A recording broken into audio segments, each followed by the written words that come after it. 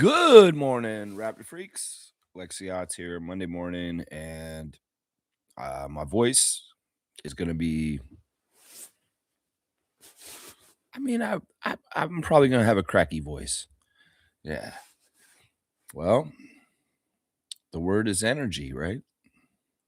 That's the right word. That's the word of the day is energy. There's a lot of it at Scotiabank Arena yesterday. A lot of it.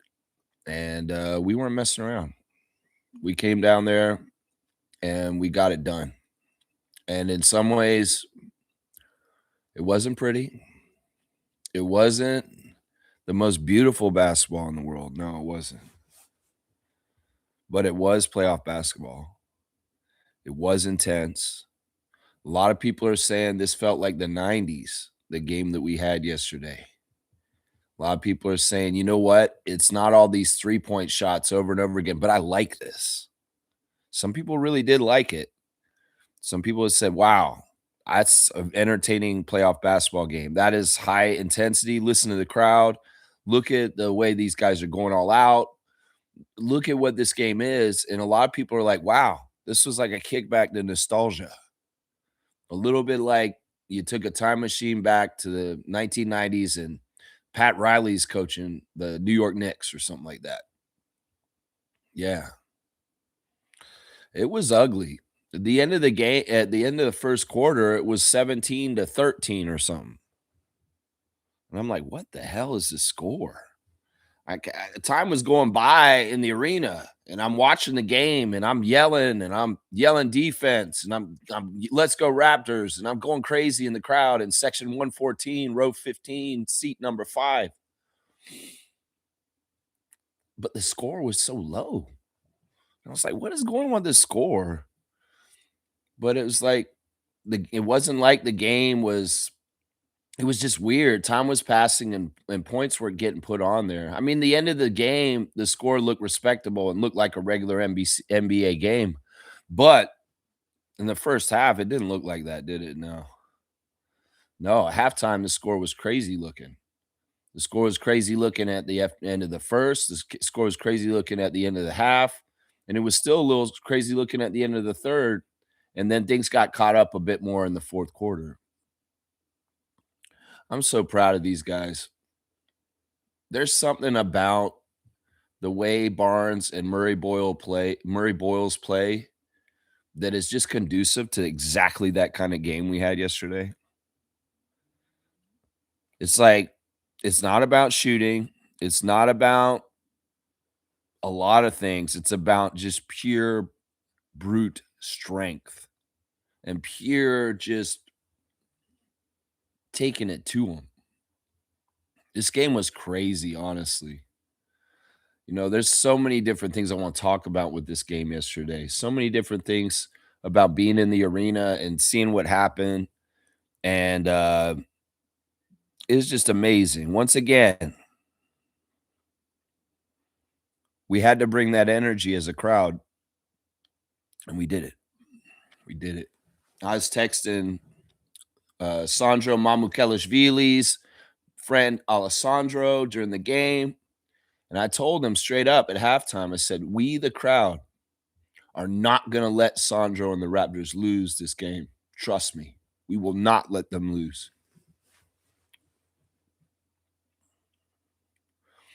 It's about being loud. It's about giving passion to the team. And it's felt. It's felt by the team. RJ, Scotty, Jamal, Colin, Brandon, Darko. It's felt. They needed it. They needed it. We fed them. And they went above and beyond. They scrapped. They got after it. They didn't give up. They kept going. Layups aren't going in. No threes are going in. All kinds of stupid, like just dumb. Like, why did you miss that layup, Brandon? Stuff like that. And somehow, some way they won. It's like a weird record, too. The Raptors won a playoff game with the worst shooting percentage ever in the history of the NBA or something. It's kind of crazy. It's kind of crazy, man. I don't know. I have so many thoughts about yesterday. There's a lot of different things. There's like now there's new seeds germinating of possibilities and potentials, and I think a lot of Raptors Nation sees it this morning about some of our players and who's on our team. And, it's kind of what I was saying before, and I've been pleading with people. We don't need to tank. We don't need to do this. We don't need to do that. We have potential in our players to rise up to new levels, just in some of the guys we have on this team. And you can see it in Barnes. You can see it in Colin. Those two guys in particular are just a wrecking crew. They're just and man, Murray Barkley looked like Murray Barkley yesterday, guys. I'm telling you, the stuff he was doing was Charles Barkley, Sir Charles shit. Everybody can make all these comparisons about Colin and say Draymond this and oh, he's like this and he's like that. Bullshit. That man, the explosive leaping, the uncanny strength for the undersized size, that is Charles Barkley out there, y'all. And when you start to think about the potential of a player and that player profile with physicality and a small package and explosive leaping ability, you start to realize why Charles was so good when he was playing in the NBA in the 80s and the 90s. I'm telling you, man, the comparison is Barkley. Forget about all these other comparisons people are saying, because if you open your eyes and seeing what I'm saying right here, you can understand this crazy old level of potential for him offensively. Because this is a thing. They're laying off of him. They're not guarding him at all. And some of it's easy. Some of it's little throw up, toss up shots. Some of it's very much vicious attacking the basket. But there's a whole level because he has touch with his hands. And he's shown that he has a three-point shot that he can work on. There's a whole level of player that Murray-Boyles can become in the next few years. They asked Darko after the game, is this the Scotty Barnes that you were trying to build these 3 years since you've been the Raptors coach? He said, no, this isn't even him yet. I would say he's 60% who he is supposed to be and what I see he could be. And in the next 2 or 3 years, you're going to see Scotty Barnes elevate himself to being one of the top 5 players in this league. He really believes that. And honestly, because he believes that, Scotty believes that, the Raptors believe that, because Scotty doesn't even know where his destination's going. In some ways, he's letting Darko blindly lead him. Because Scotty doesn't even understand this totally on a conceptual level, how good he could be. And that's the whole thing about the relationship between a coach and a player, is the coach is supposed to drive the player to their best, to get them to the best out of them, to encourage them and nurture them to grow, to be better and better and better. And sometimes the coach gets the player into places where the player didn't even realize they could go. And that's part of why this is so special. That's part of the reason why when Masai and Bobby hired Darko 3 seasons ago, at the beginning in the summer, and everybody's like, who's this guy? This is weird, stuff like that. This is part of why. Because, Masai and Bobby had Scotty as a player that could be molded and can be pushed and become something above, what he even knows he could be. Because Scotty has no idea how high his potential can be and who he's going to become and what he's going to do. And Darko can see it, and he's teaching him, and he's getting him on that path, and he's helping him get there. There's a lot of trust there. There's a lot of trust there, and it's paying off. And it's showing itself in the continued leveling up of Scotty. It's like I read a message to Lloyd last night, and I said, Lloyd, man, Scotty's been leveling up so much in the last 6 months, man. He's like just completely getting to new heights as being a franchise player, a player that carries his team, a player that has all kinds of great gifts to be a top elite all NBA player in this league. It's amazing. The biggest best thing about Scotty Barnes is that he wants to win. And that's what Darko said. It's like, forget about him trying to get his scoring average as high as he can and leading the league in points. Forget about leading the league in assists. Forget about all that. It doesn't matter. What he wants is the W. That's the stat Scott wants. And, even though the Raptors are young, they got thrown in the playoffs like a fire, thrown to the fire, they're thriving. And in some ways, it's partly because of the really innate young talent in people like Barnes and Murray-Boyles, but it's also partly because these guys are natural winners. And that, you know what? If Scotty is learning how to win in the playoff level right now, look out, NBA. Look out, NBA. Because he's figuring it out. He's like, you got to dig deep. And he also realized there is a symbiotic relationship between being at home with the Scotiabank Arena crowd and their ability to go to new levels. Colin Murray-Boyles after the game said something really interesting to me. He said, this is crazy. I've never been a part of something like this. This energy, this building, these fans, the way this is fun. And I've never felt this before because you know what? I am that kind of player that can take that energy and build it into something that's useful on the NBA court. And that's what he's doing. It's like these two games at home that we just had for the Raptors in the playoffs have opened a lot of people's eyes on the team about, whoa, this place is special. These fans really do give a shit. They care. They are passionate. Listen to this. Oh my gosh. And if you have players that are emotional or feed off energy, people like Scotty, people like Shed, people like Jacoby Walter, they're going to get more powerful the more we give them energy the way we are. No arena around the NBA can be like us.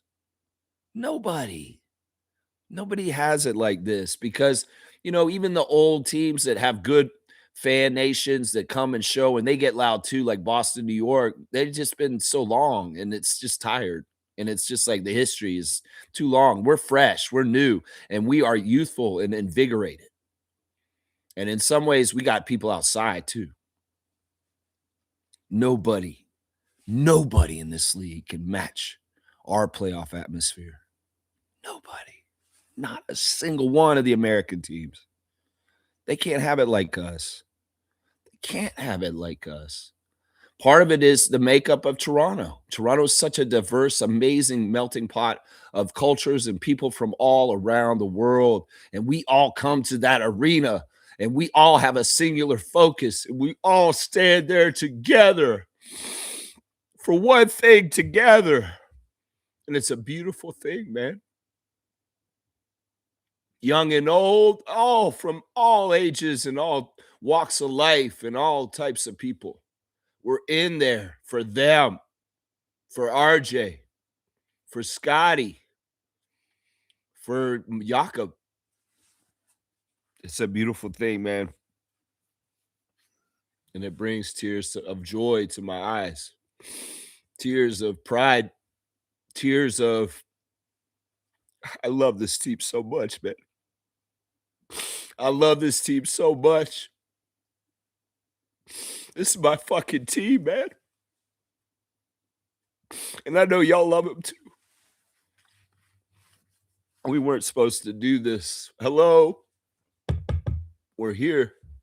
We're knocking on the door now. And we ain't fucking around. And we're coming to Cleveland on Wednesday for game 5. A pivotal game 5 in which we are going to fuck you up on your home court, Cleveland. And we are going to be road warriors like we were this season. And we're going to come at y'all. And we're going to win on your home court. And then we're going to come back and win it on the game 6 on Friday. I can see it. I can see it. We played horrible yesterday. They played horrible yesterday. But we have a certain little bit of something over them. And this has been the matchup nightmare for Kenny Atkinson all along. You guys are going to get the first 2 when Donovan and James are at their optimal level and they're hitting their shots and they're shooting an amazing field goal percentage. But that's not going to stay. Cavs fans, you should have known this. That James Harden is not going to shoot over 50% for the whole series or most of the series. No, he's not. And Mitchell at some point is going to have to start losing and missing too. And that's just how it is. You know, the law of averages, the balancing out, and you're going to see it. You're going to see it. Yeah. I want to give some credit to the Cavs, though. These guys are pretty classy guys. Seriously. You know, there's all the little dumb stuff, but man, our series could be way worse with all kinds of extracurricular dumb shit, kind of like the Nuggets and the Timberwolves right now. But you know what? That was a gritty, physical game. Nobody took cheap shots. Everybody's just playing the way they play in physical playoff basketball. And honestly, there's no real weird animosity or bitter feelings or anything like that. There's respect on both sides. Our young guys respect Hall of Famers like Mitchell and Harden. And those older guys respect the fight of our young guys. You know, it's epitomized by Donovan Mitchell running out of bounds at the end of the game last night, running over two Toronto fans and knocking the wind out of himself. At first, he's like, oh, I had lost my breath and I didn't know what to do. And I was like just catching my breath for a second over there. And then I went and checked on the two fans to see how they were doing too. That's classy, man. That's classy. I can't hate that. And James, in his post-game conference, he's very glowing, just about things like Scotty. It's like Scotty's just is this and this. He's like, you know, they're giving respect where respect is due. And as students of the game and stuff like that, you know, in some ways, I appreciate that. I appreciate that because we've shown a lot of respect to the Cavs also and who they are. And you know, I like that. I like sportsmanship, and I don't like that this is this. I like that this is not denigrated or disintegrated into some sort of just WWE battle royal, because the game is physical. There are cheap fouls. There are dumb holding Brandon Ingram and grabbing his arm and grabbing his jersey and not letting him do jack shit easy. There's a lot of that. Sky's getting popped. Collins getting popped. Collins getting thrown to the ground by Sam Merrill and Sam Merrill's getting a flagrant. You know, there's physicality. But man, the discipline and the ability to stay professional by both teams is really good. Because nobody's getting crazy. I mean, we had that little thing with Dennis and RJ for a second yesterday. I didn't even really see it. It's probably just the normal Dennis Schroeder's going to bow up to somebody and RJ's the person that won't back down. Yeah, it was probably just that. I mean, those guys, they've been around each other. They probably, you know, they've competed with each other so much. There's a lot of mutual respect. But once again, like I said, both of those guys with their personalities, they're not backing down, either one of them. Dennis Schroeder of Germany and RJ Barrett of Canada. They're not backing down, neither one of them. I have to give the refs a lot of credit yesterday, too. Ray Acosta, I know I said that you're against us, but man, you made some very tough calls in that game yesterday that were absolutely crucial. Whether it's the 8-second call for Shed, which a lot of people are starting to say that this was the call, that was the play of the game that won the game for us, was Shed doing the stand, his signature call. Lowry's got the charge, and Jamal Shed has the 8-second call. It's crazy. I mean, Mitchell's talking about it after game. He's like, yeah, I need to do better to get the ball up the court. You got to give credit to Sheed. He's calling that man Sheed. He called him Sheed after the game. I was like, Donovan, his name is Shed, like the thing out in your yard that holds the garden tools. His name is not Sheed. I thought that was funny, man. But hey, you don't need to know his name. He'll just kick your ass. I think that play in particular has shown a lot of people around the NBA that you guys have been sleeping on Jamal Shed. That he should have been at the Rising Stars Challenge one of the 2 years he was eligible, his rookie and sophomore year, and y'all slept on him. Y'all slept on him in a lot of different things. You slept on him on all rookie last year too. Yeah, y'all catch up. In some ways, part of the reason why is he does the things that don't get a lot of flashy credit. And he also plays on the Canadian team.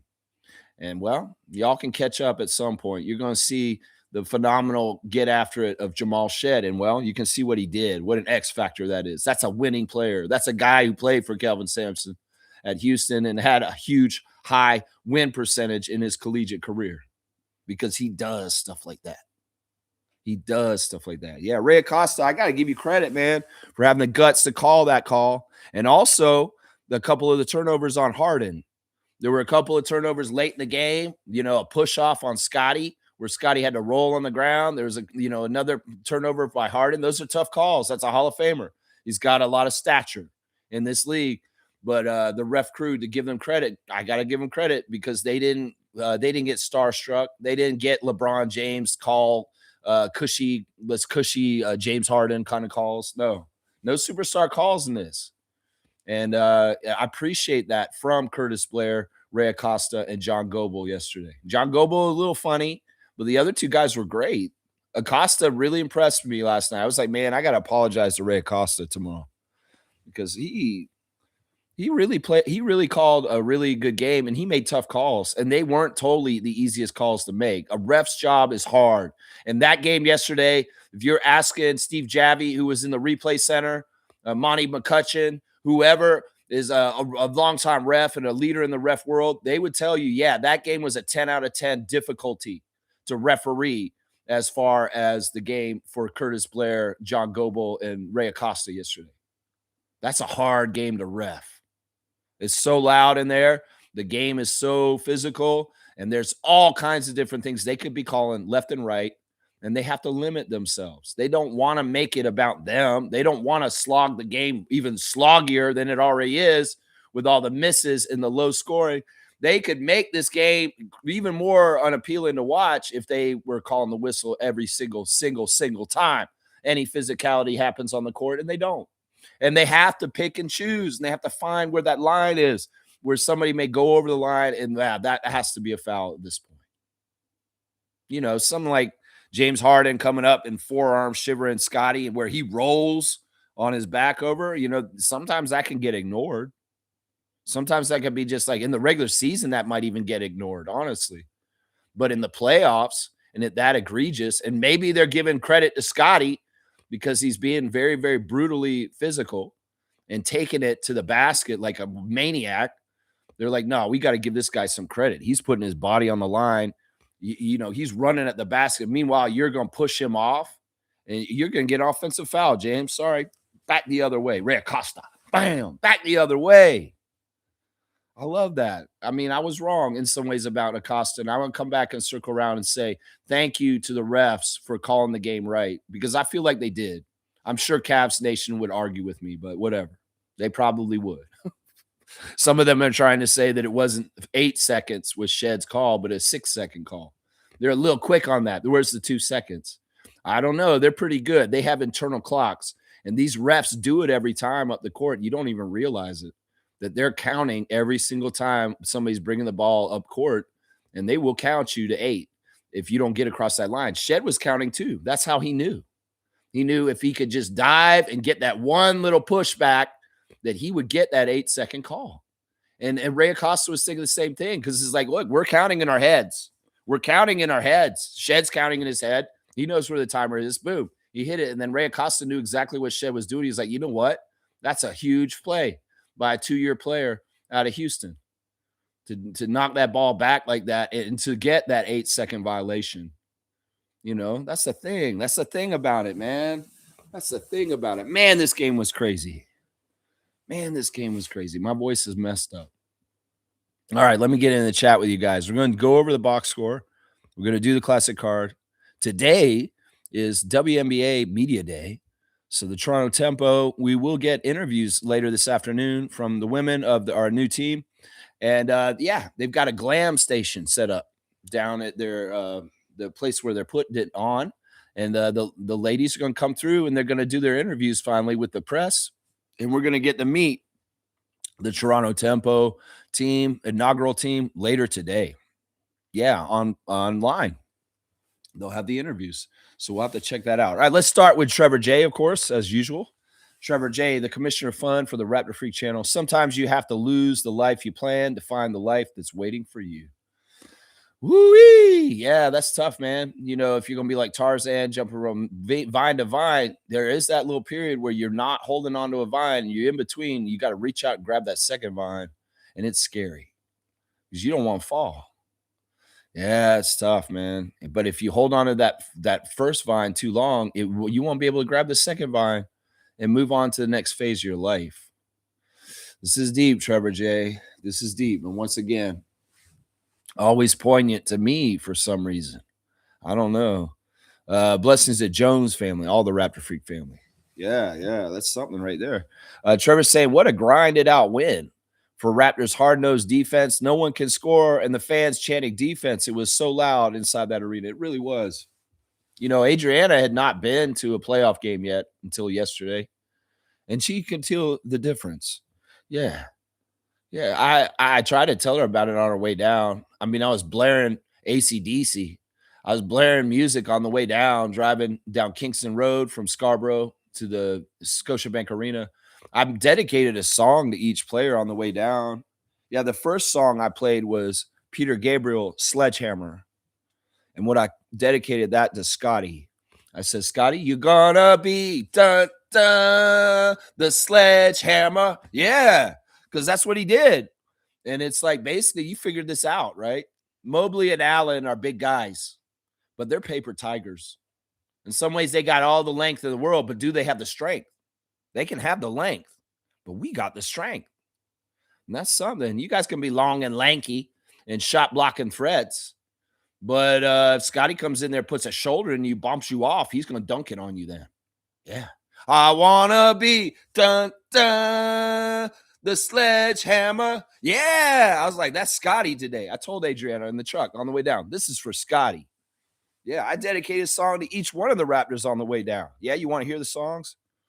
When I was coming down, Talk, It's My Life came on. You guys know that song? That's a song that is one of the best 80s songs ever. Of course, it was covered by No Doubt later on with Gwen Stefani. It's my life, don't you forget. You know that song? Yeah, I dedicated that to Brandon. I said, Brandon, it's your life. Don't you forget. It never ends. You got to do what you got to do. It's like, what are you doing with your life? You complaining about your girlfriend being annoying, so you're going to sleep early? What are you doing with your life? You going to make layups? You going to make threes? You going to make turnaround shots? It's your life. Don't you forget. Do what you got to do to get it. You know what I'm saying? Yeah. Ingram, he was a mixed bag, but he was fantastic at times too. It's kind of like, it's frustrating. We see the game open and these guys miss all their threes. They miss all their layups, and we're just like, oh my God. And it was like they started at the other end, which is weird, away from their bench. Usually they score on their bench first and switch sides going the other way. But it was reversed. And, you know, they figure out which way the teams are going to go, like by a coin flip or something before the game. And one of the coaches decides, and I think Kenny decided this one. He must have picked the coin flip because the Raptors were running east first, and then they ran west the second half. And, well, the East, they were not scoring nothing that end of the court in the first half. I was like, what the hell is going on here? They saran wrap the rim. These guys are right up next to the rim, and they should be putting in Jakob and Brandon, but they're missing these layups. And I'm like, what the fuck is going on here? These are easier shots. These are open shots. These are threes that should go in. And, man, they were missing all over the place. But Brandon was interesting. It's your life. Don't you forget. You can keep missing and you'll get what you get. You know, you don't want that. But in the last couple minutes of the first quarter, or second quarter, actually, it was the second quarter, because the first quarter was nothing. The second quarter, Brandon went crazy in the last 2 minutes and scored 10 points real quick and got us the lead at halftime. Hit a three right at the buzzer to put us up 38-36. And that was amazing. Because in some ways, in that sloggy kind of Eastern Conference, defense first, physical, low-scoring basketball, if you can have a premium offensive player like Brandon Ingram who could get free every once in a while and get going just a little bit of rhythm, just a little bit of finding that basket with his shots, that could be a huge plus and a real thing that puts you over the top to get the victory at the end of the game. So stuff that Brandon did during the game was so important to lead to that. So important to lead to that. Yeah. My next song on my hit list was Never Let Me Down Again by Depeche Mode. And that song is I'm taking a ride with my best friends. I hope they never let me down again. And that was a song for RJ. I was like, man, RJ doesn't want to let down the world, doesn't want to let down Canada, doesn't want to let down Toronto, doesn't want to let down himself, doesn't want to let down his parents, doesn't want to let down his brother.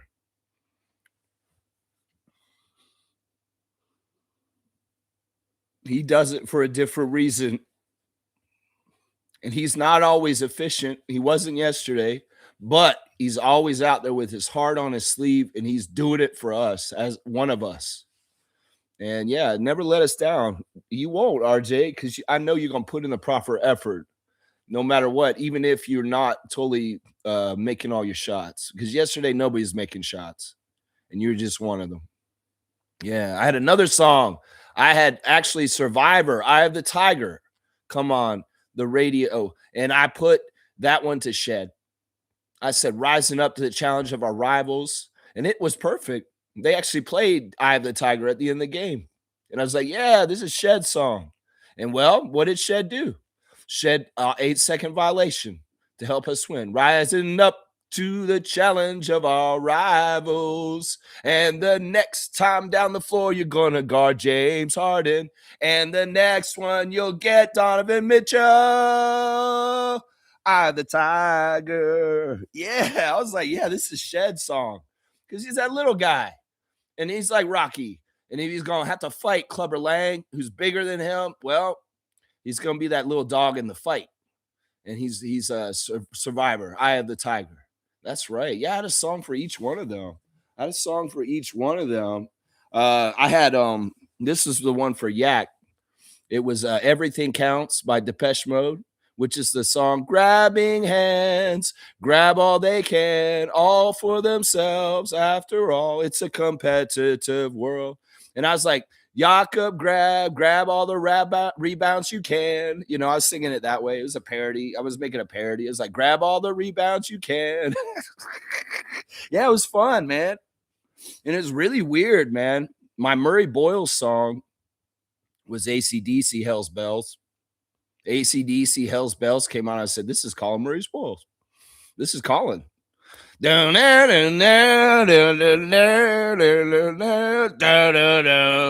man. And then at the game, Murray-Boyles is making his shots, and they're playing AC/DC after his shots. Yeah, that man is like AC/DC. He is like that band, that Australian hard rock band that's been around forever. Still tours, guys. Even though a lot of their members have died, it's kind of crazy. AC/DC still plays.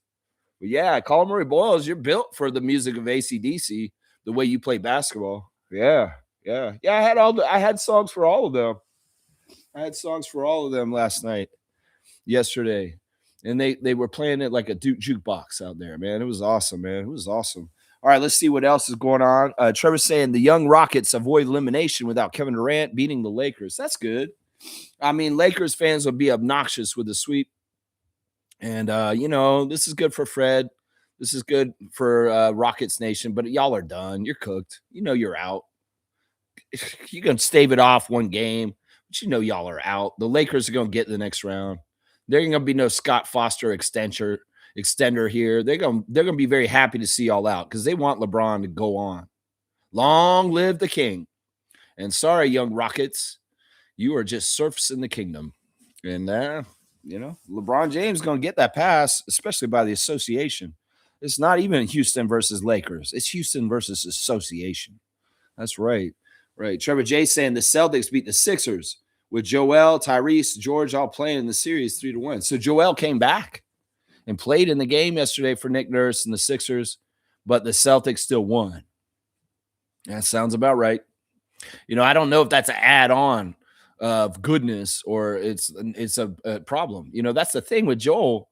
It's like he's a fool's goal as far as like you can put all your eggs in the basket with him and hope that he's going to come through and help you win. But, also you're going to let you down. This is his first game back too. It's not like he's got his rhythm or his breath or anything like that. Yeah, I'm not surprised by this. The Celtics need to finish this though. If the Sixers were to win this series, I'd be very happy. I can't lose in this series. Somebody's going to go lose between the Sixers and Celtics. And we'll be happy, Raptors Nation, either way, right?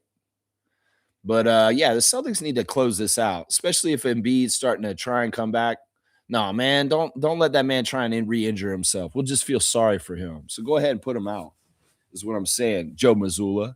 That's right. Go ahead and put him out. James is here. Raptor Freak James. Good morning to you, sir. Colin Murray-Boyles played 27 minutes yesterday. Do you think he should play more next game? You know, part of the factoring of this, James, is that he is a rookie. And, you know, sometimes when you're a rookie, you don't play a whole lot of minutes, partly because of fatigue and conditioning that you have not gained yet. This is a long slog. This is an 82-game season, and now we're in the postseason, and they played 4 more games now. And this is where it all ramps up and gets more crazy. Have you seen, Colin, how tired he looks? Have you seen how he's going all out in the minutes when he's out there? Sometimes it's not about whether they should get more minutes. It's about whether they can handle more minutes. You know what I mean? Because, you know, he's playing at a very high level with all out. And in some ways, you want that potency. You don't want to water it down by saying, okay, you're going to play 40 minutes, but man, he's playing 40 minutes. He's not as effective. So that's part of it right there. We got to understand he played a college season last year. How many games are in a college season? And how many games has he played this season? And how much has that worn him down? And how much has that tested his tenacity? You know, this year may be the only one that's like this. It could be very well this summer. Murray-Boyles goes crazy with his workout regimen, builds up his stamina, just like Scotty did after his rookie year. Because he said the same thing in Twitch in the summer after his rookie year. He said, man, I didn't realize what it takes to really have the breath and the ability to, you know, not get fatigued out on the NBA court for a whole season, and how much you have to play and how much you have to put in your energy and stuff like that. Sometimes these guys don't know as rookies, and they need to actually go and get through the season. And then in the off season, they train for what they know they're going to have to do the next year. And I think that's what this is with Colin. It could very well be that next year, Colin Murray-Boyles is getting starter level minutes where he's averaging about 35 minutes per game. But this year, he's a rookie, and there are things called rookie walls, and, you know, fatigue is a factor. You can see it. He's huffing and puffing. You know, I worry the man got thrown in the ground by Sam Merrill. He's holding his shoulder a lot right now, right? He's holding his shoulder a lot, and, you know, he's banged up. You know, he's had the thumb problems this year. He's had a shoulder injury near the end of the season. So there's a lot of, you know, you want to have him come along in the right way, in the safe way, along with the sports medicine people and the trainers, and also with, you know, the coach's aptitude of understanding, well, man, he looks really worn out or tired, man. We got to get him out for a little bit. His minutes will increase, and he will probably become a starter for sure. For sure. But yeah, all in a good time. All in good time. Trevor's saying this: Tempo, Laxa, and Maria are champions yesterday. And Laxa is the MVP. Yes, Trevor J's got the cue card up on something I wanted to talk about today. And this is actually the Tempo Redditor of the day. Zesty Clothes Rabbit 17. Kitty Laxa and Maria Conde just won the Italian League championship today. Laxa led the team with 17 points on 60% three-point shooting. Conde had 6 points. Laxa also won the finals MVP. This is the Italian League Championship. It's like these women of the Tempo are, all they do is win, win, win, no matter what. You know, it's like every weekend they're bringing a new championship from Europe of esteem and credit. It's like, this is like Dennis Schroeder coming to the Raptors like times 10. Dennis Schroeder gets signed to the Raptors, and within a month, he's the MVP of the FIBA World Cup, and Germany has won. And he's got all these accolades, and it's just looking good. Well, it's a similar kind of thing going on with Julie Alamon, Kitty Laxa, Nina Milic, Maria Conde, you know, the Fenderbosch ladies winning, Christy Wallace winning a 3-versus-3 for Australia. It's like these Tempo players must be scouted so well because they're just winning, and they haven't even played a game yet. It's like 2 of our Tempo players just won the Italian championship yesterday. That's cool. Hopefully they're getting on planes and coming over here, and maybe they'll be around. I don't know. I want to see Kitty and Maria show up for the Tempo. Haven't been at training camp yet, so it's in some ways that's part of the problem. I don't even know if Julie showed up yet and been at training camp yet. I haven't really seen pictures of her there yet. We'll have to see who's at media day today. And maybe that'll give us some signs about which one of the tempo training camp invitees are going to make the team. It's like if you see somebody get a media day interview today, it's likely they're playing for the tempo this year, is what I would say. They're not going to give an interview to everybody. So they're definitely going to give it to the main players. Yeah, we got some more tempo news. Our friend Slim got in a little trouble yesterday. Yeah, Slim. Brittany Sykes was driving in Toronto yesterday, and she was driving on King Street. And we know that the King Street has some weird rules with the streetcars and driving straight through that road. She just drove straight down King Street and got pulled over by a cop. Yeah, you can't do this. Sorry. Oh, where are you from? Oh, I'm from the States. I'm playing in the WNBA for the Tempo. Oh, wow. You're one of the new Tempo players? Cool. Yeah. She said that she made a new fan after the whole interaction. I'm sure she didn't get the ticket. She got a warning because that's how we are up here in Canada. We'd rather educate than deflate. You know what I'm saying? Or just penalize. If somebody has complete ignorance and not knowing, well, there's some weird rules just on King Street, just one street in the whole city is like that. And she didn't know. Well, she complete ignorance. She can be found not guilty and, well, given a warning or just let you know this is the rule on this street in particular. So, yeah, it's pretty cool. But she had a good interaction with the cop, and she described it as, well, I made a new Tempo fan for the team. So that's kind of cool. I like that. Trevor J saying Colin Murray-Boyles is unbelievable. Rookie. Lots of people were mad when Raptors drafted him, and look at him shine. Yeah, I was one of those people who's like, right, another undersized guy. Well, boy, was I wrong. The thing about Colin coming into the draft that most people don't realize, and I'll bring it up again, is that in the combine and in all the pre-draft stuff, he had the best metrics. He had the best analytics. Like he was above everything. Like a lot of other guys, it's like the analytics actually kind of showed that he's like this. And Bobby in the front office looked at it and was like, okay, let's get this guy. They liked him. He had that X factor. And well, yeah, it's paying off. I guess I'm stupid for always looking at heights and wondering about, well, this guy doesn't seem tall enough. It's the problem. Oh man, I really wanted Common, but we got Colin. And wow, I really wanted a true center. This was really our stance after a draft last year, on this channel at least, was like, man, Malwatch was there, but we took Murray-Boyles. What's going on with that? I didn't have Murray-Boyles on my to draft list because in some ways I discounted him for his height. And, I watched his highlights and I was like, man, I don't know how much this is going to translate.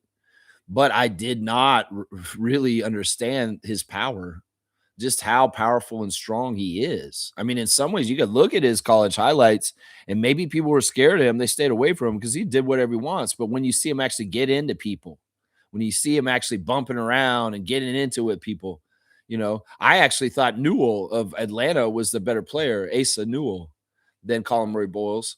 But I had not factored in that physicality and that innate strength that is just inside his frame. The metrics were there. The analytics pointed to this. And well, they came true on this one. They actually got it really right. Yeah, he is phenomenal. And man, I'm so glad we got him. In fact, I'm so glad I bought his jersey yesterday at the game. I bought a Colin Murray-Boyles jersey at the game yesterday to commemorate the game. Yeah, I got it. I got it yesterday. I'll show it to you guys one day. Trevor's saying Adam Silver was at the game yesterday watching the Raptors. Yeah, they asked him straight up on the broadcast if they will they expand into Canada again? Will they give a team to Montreal or try to come back to Vancouver? And he said, no, we're not looking at Canada right now. It's not in our immediate plans, but maybe in the future. Yeah, it doesn't sound like there's going to be a Canadian NBA team other than the Raptors anytime soon. It's not going to be at least 5 or 6 years until something like that happens. They dropped the ball, though. They didn't really talk about the tempo on the broadcast. And that was stupid, Adam Silver.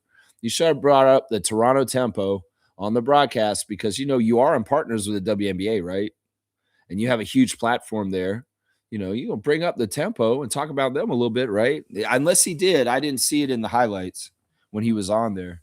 Adam Silver has been at 2 of our Raptor games in this series now. He was at game 1, the very first game of the playoffs in Cleveland, and he was at the game yesterday. I like that has an interest in coming to our games and being around.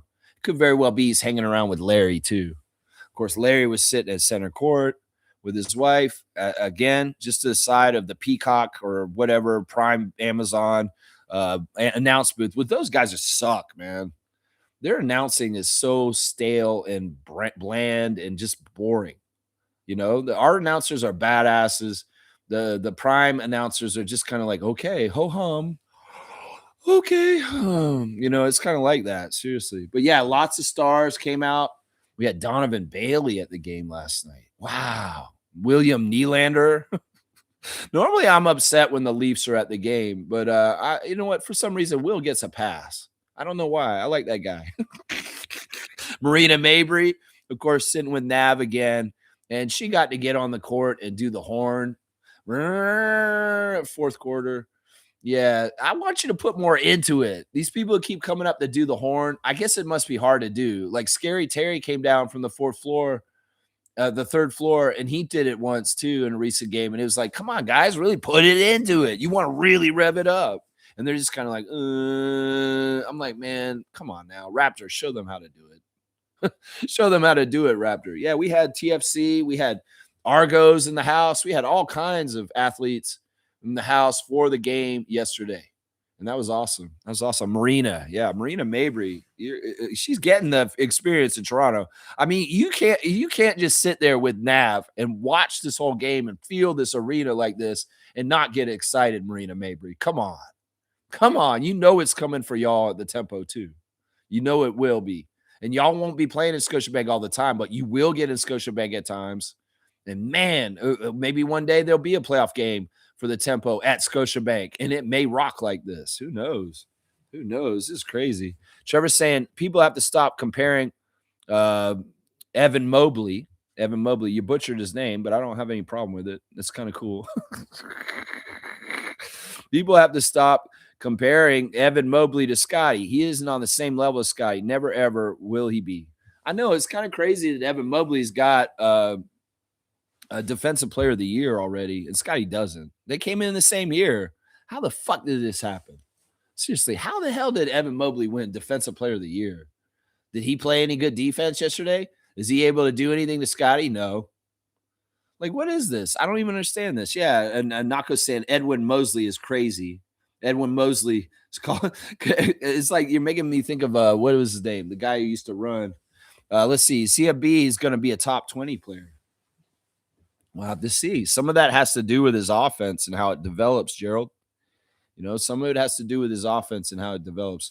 Y'all, they gave us these yesterday. They cheaped out. We're making fun of Portland, and they give us shirts on the first game, but then the second game, they give us these towels. And it's all like, look at that. Like, it's a faded Raptor. Like, what is this? Like, what is this design? It's like smudged. I don't know. Ed Rogers III. That's what I'll say. Ed Rogers III. They used to give shirts to every playoff game, Ed. You cheaping out with giving us a towel. These rally towels were good, though. Woo, woo, woo, woo, woo. That's right. That's right. But yeah, I mean, look at this. And look at the Raptor. It's like all smudged. I don't know. That's the style. That's what they're trying to do. I don't know what that symbolizes. You trying to say the Raptors are smudged or something like that? I don't know. Either way, it's weird. It's goofy. All right, let's see. Reggie's here. Good morning to the Smooth Brown Man, Mr. Reggie. Very proud of the Raptors winning the way they did. Old school. Yeah, it was old school, wasn't it? That was some classic card basketball, wasn't it? That was some classic card basketball right there. Yeah. Yeah. It's like Oakley and Ewing kind of basketball, huh? Kurt Thomas. Miami versus New York a la 1997 kind of shit. You know, I saw the score at the end of the first quarter, and I had to look again. I was like, what the that's the score? Like, what the hell's going on here? It's like, this is the full quarter, and we got to this point. It didn't even seem like, I guess there was a lot of misses, and that's why the score was so low. But it's like a high school score. I'm like 13 points in the first quarter. What is going on here? What is going on here? It was weird, Reggie. Yeah. 6 minutes to go, down 8, looking like it was going to be 3-1 Cavs. So proud, man. I know I was scared too. You know, I really got it really superstitious at that point in the arena. That's when I really did a heavy, heavy energy work. And you know what it is, man? I'm using my mental psychic abilities in all kinds of ways. Some of it is on the free throws. Like when these guys are shooting free throws, I'm staring at the bottom of the net with them. And in fact, I'm in Scotty's line of view at the end of the game when he's shooting those crucial free throws. And he can see that section of the arena. And I'm basically looking straight at the net, at the bottom of the net. And I'm saying the ball has to go to the bottom of the net, Scotty. And he did it. He complied. He made it. RJ missed a free throw or two at the end of the game. Brandon missed a first free throw of 3 on a fouled 3-point attempt. Those were annoying. But, man, they were dialed in and made some very crucial free throws at the end of the game. Those were important.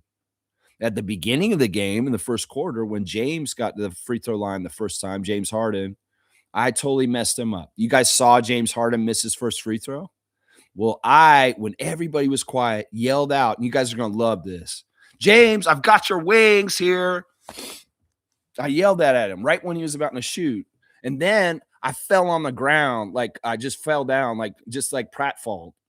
He missed. And I was like, yeah, I messed him up. I did. I yelled that at him. When James got his first free throw in the first quarter, I'm 15 rows from the court. I said, James, I've got your wings here. I was like, totally trolling. And it worked. He missed. And then, the Cavs missed their first 3 free throws of the game. And that was awesome. That shit mattered. That shit mattered because that counted for later, right? They missed their first 3 free throws of the game. And we were doing hard work at that end of the court because that's where I was sitting. And we were trying to mess them up. I start getting into crossing the fingers and not wanting to look. There was one of the 3-pointers that Brandon made near the end of the game where I didn't see it because I'm like, I don't want to look. I just want to, the crowd goes crazy. I know we did it. It was kind of like that. The players, they've described this before. They played a montage before the game, a video montage of former Raptors talking about playing in this arena in the playoffs. And it was inspiring. They had Fred talking. They had Pascal talking. They had Kyle talking. And they're talking about how when the arena is like this for the playoffs at Scotiabank Arena, all the oohs and ahs, you make a shot, it's like, oh, and when they make it, yeah, that's got to be like a little bit of a dopamine rush, right, for a player. Like you could be on the court and you have that much power. You have that much power. You know that if you make the shot, the place is going to go crazy, and you want that. That really can encourage you. That really can. The other team can sometimes get the opposite. They're like, I want to shut this crowd up. I want to make a basket and shut them the hell up.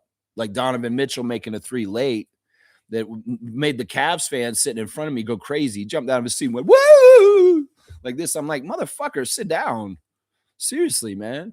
Yeah, there were a lot of Cavs fans at the game last night, and they were all wearing their vintage Cavs jerseys and different stuff like that.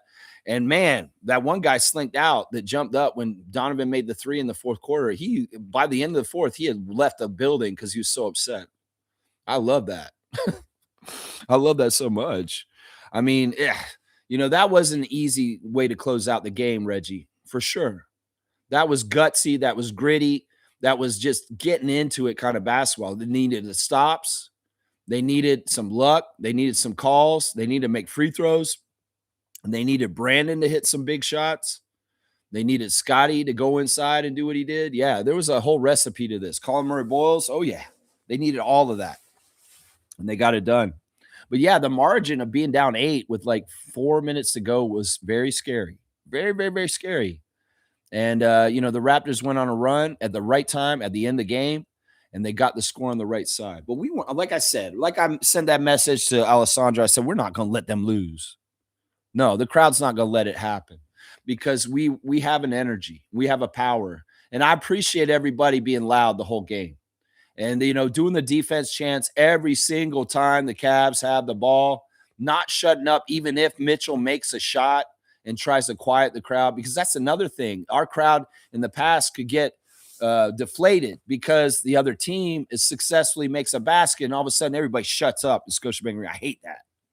That's why I was always saying the evolution of us, if Scotty's evolving as a player himself to become more of a leader, a franchise leader, and an all-NBA player, well, the evolution of the crowd because I could be Darko in this situation and be the coach that can see the future for the Raptors crowd, is we need to just be loud regardless of whatever's going on in the game.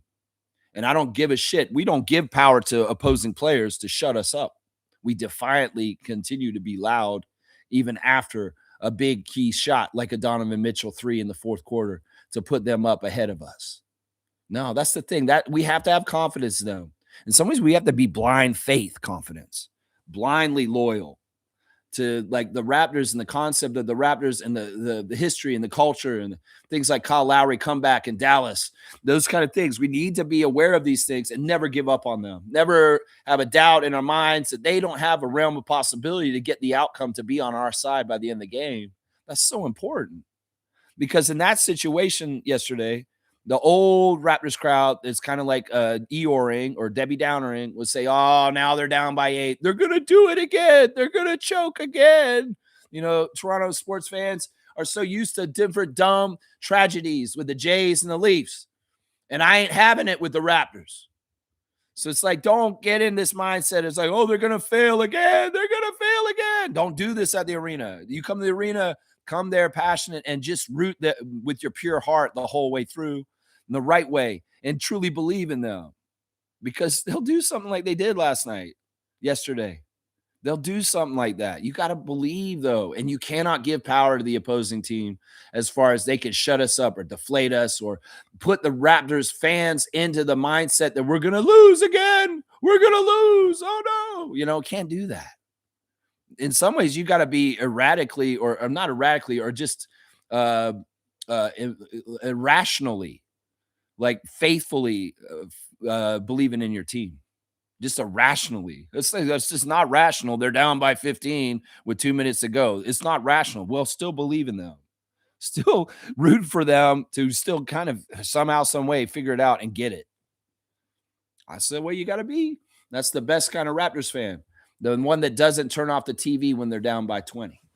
That's right. That's right. You don't want to be like that. That's right. Reggie, yeah, it's such awesome, man. So proud. 6 minutes ago, down 8, looking like it was going to be 3-1. Cavs, yeah, nope. That's not how it went. Trevor saying CMB leads the NBA playoffs in field goal percentage shooting, 72%. Well, you shoot so close and they're all dunks, of course. I mean, even his weird dunks that aren't clean have a weird habit of rimming around and then dropping through still. It's like he doesn't totally do it clean. The other thing I'm realizing about Colin is he's a master of the bank shot. He's a master of muscling through contact and just kind of chucking it and then getting a weird angle and banking it in. Like there's a lot of that kind of stuff going on with him too. That's why there's so much to cultivate from him in the future as far as potential. Because there's a lot of really interesting talent that's not just the strength and things like that. There's some offensive talent in him that we gotta tap into at some point. We will. I mean, you got to do that, man. You got to do that. Neil's saying 59 rebounds. What the fuck? Well, there's a lot of misses in this game. It's going to be a lot of rebounds. Michael's back. He's saying they did need it. Yeah. The energy of the crowd is an MVP in this one. It really is. RJ's walking out of the court and they're interviewing him. He said, man, the crowd just keeps us pushing. The crowd just keeps us going. We feed off this. They really do. You can tell. I hate pessimists who say crowds don't have any factor in this. This is absolute horse crap. Go ask Kenny Atkinson. He said, man, the home crowd here was just really helping them in all kinds of ways. We expect that from our crowd when we go there for game 5. Because, yeah, this is expected to happen in a series. The home team will get the energy from their home crowd, and they're supposed to hold serve at home. That's what Mitchell and Harden both said in their interview yesterday, that this is what's supposed to happen. You play in the arena that you play in, and the home team's supposed to hold serve. And they did it. They did the 2-2. 2 for them, 2 for us. And now we go back to Cleveland on Wednesday for game 5. Yeah. I mean, that's part of it. This is the playoffs. This is how we do it. And that's why we have to be there for them on Friday again. That's right. Reggie's saying this, Raptors shooting 30%, but still winning the game. I know. I mean, this kind of goes along with some of the stuff this year, though. There's ugly wins. We have not been a good 3-point shooting team all year, but we won 46 games. You know, we got a straight up playoff spot, but in some ways, our metrics and our team stats don't really add up to like what you would think they would win. We kind of go about it the hard way. Some people go the easy way. Celtics can make a lot of threes to win games. That in some ways is the easy way because you just got shooters. You don't have good shooters on your team. How the hell do you win games? Well, we go the hard way. And in some ways, that epitomized the way we won yesterday. This has been the case for this team all year. It hasn't been totally pretty, but you know what? It works somehow. It's a weird thing, man. It's such a weird thing. Really, really weird thing. G's here. Good to see Raptor Freak trivia champion, original trivia champion. My good friend, good game. Cleveland players do not trust each other. Cleveland players do not trust each other. Hard-nosed, hard-edged, defense and toughness. That's Michael. You know, this is where this kind of stuff gets to the point where you see the differences in this, the connection. You're in that foxhole, you're in the battle lines, and you're in the trenches. You got to be able to trust and be in that culture. And, you know, that's where like the cracks will show. You know, I don't know how much James Harden has bonded with Donovan Mitchell and those guys since he got traded to them this season. You know, there's a certain level of chemistry that's built, but there's also a certain level of like, yeah, can we trust this guy or should he trust them? You know, that's part of the reason why it's so special the way Darko has created this team is that's a building block in the middle of it that is just a given, mandatory. Not all teams are like this. We know the way Nick Nurse coached our team, it wasn't like this. You know, the fact that all of our guys, and it has to do with Scotty and Darko, are all for one for all, win for all, like the Three Musketeers. They ain't trying to turn on each other. There's no rivalries in certain ways. Maybe there are competitive rivalries on the team for trying to get minutes and spots and stuff like that, but there's no hard feelings, and they're all supportive of each other, and they are a true family. You know, Darko said an amazing thing about Scotty after the game yesterday. He said, I love Scotty. Scotty is a good man, a good teammate, a good father, a good son, a good this and this and this. And I love him. And I feel so pleased and lucky and have admiration and just that I get to work with him, that I have a working relationship with him professionally on this team as my player and I'm his coach. It's like, you know, that's the stuff that's extra. That's the stuff that matters. That's the stuff, the reason why Garrett Temple's around is because that connectiveness between the team, when you're in the trenches and you're in the middle of it all, like yesterday, you're going to be more coming together than coming apart because that will test a team's nucleus. That will test finger pointing and failure. And you know, being in a situation where you don't, oh my gosh, why didn't you do this? Oh no, and then you turn on each other, and then there's friction, and then your team isn't exactly right on the inside. That's why this is so important. You don't want to have decayed wood to build your house, right? You don't want wood that's already rotten building your house. You need that strong wood, that strong bond, that strong connectivity, that strong family atmosphere of these guys that we got it on there. That's why there's conga line. That's why there's all these goofy faces in the anthems. That's why these guys are all for one for all, win for all. Because when they get in the trenches and the pressure is high, they don't start splitting up and cracking up. They come more together. And that shows in these situations, in playoff situations, high pressure situations, situations where you succeed and fail at the highest level. Because, you know, we've lost the first two games and a lot of ways we could have crumbled and broke up in different ways. But no, what happened? Brandon's not playing well. Did anybody throw him under the bus? No. Everybody had supportive words for him. We believe in Ingram, and we know he's going to come around. He's going to start making his shots again. That's the way you do it right there. They are all solidified and together in that circle of trust. And that's important. That's important. And in some ways, maybe the Cavs are not totally as together as we are. And this could be a potential factor for why we win this series. Seriously. Yeah, that's right. Hard nose, hard edge, defense, and toughness. That's right. Shaq Lindsay's here. Good morning, Shaq Lindsay. Thank you for supporting the channel. Thank you to Reggie and Fiercey and other people too that do. I told you about Colin. This man is a beast. Colin will be our OG plus. Man, it's totally a different kind of like build. This I know it's easy for us to compare people like Scotty to OG or Colin to OG, but man, this guy is totally different. They're both totally different. I mean, I would say Colin's more like Scotty than more like OG. I think he's more like Scotty, but do you say Scotty and Colin are exactly the same? No, not in any kind of way. Man, this game was so good, Shaq Lindsay. It was so good. Troy Henry's here. Good to see long time. Raptor Freak back in the chat. Troy Henry, ugly win, but we'll take it. Don't matter how bad it looks. We even know now we're even now, and we can move to the next round. That's right. It's a best of 3 now. Win 2 of the next 3 Raptors. You go the next round, and it could be you're playing the Magic. And then all of a sudden you're in the Eastern Conference Finals. That's the way things work sometimes. You know, we go from looking into the playoffs and worrying about a first round matchup with the Knicks to all of a sudden things just kind of working out in the right way for us, right? That's kind of how 2019 happened. It's kind of how that happened. That's right. This is something that's so crazy. I guess I just knew how to predict it. Yesterday I said the same thing. In the preview, I said sometimes games will be so ugly, it doesn't matter how, just win. That's the saying I have. Just win. I don't give a shit if y'all shoot so shitty, you miss so many shots, but you just get the win. That's all that matters. It's the only stat that matters. It's the only one that ever mattered. Everybody getting all crazy about box scores and shit like that, criticizing people. This is the one that matters right here. The one stat, the team stat, the win. And, you know, it's like I said, it's all the same result at the end. It's now a 2-2 series. You just got to get the win. It doesn't have to be pretty.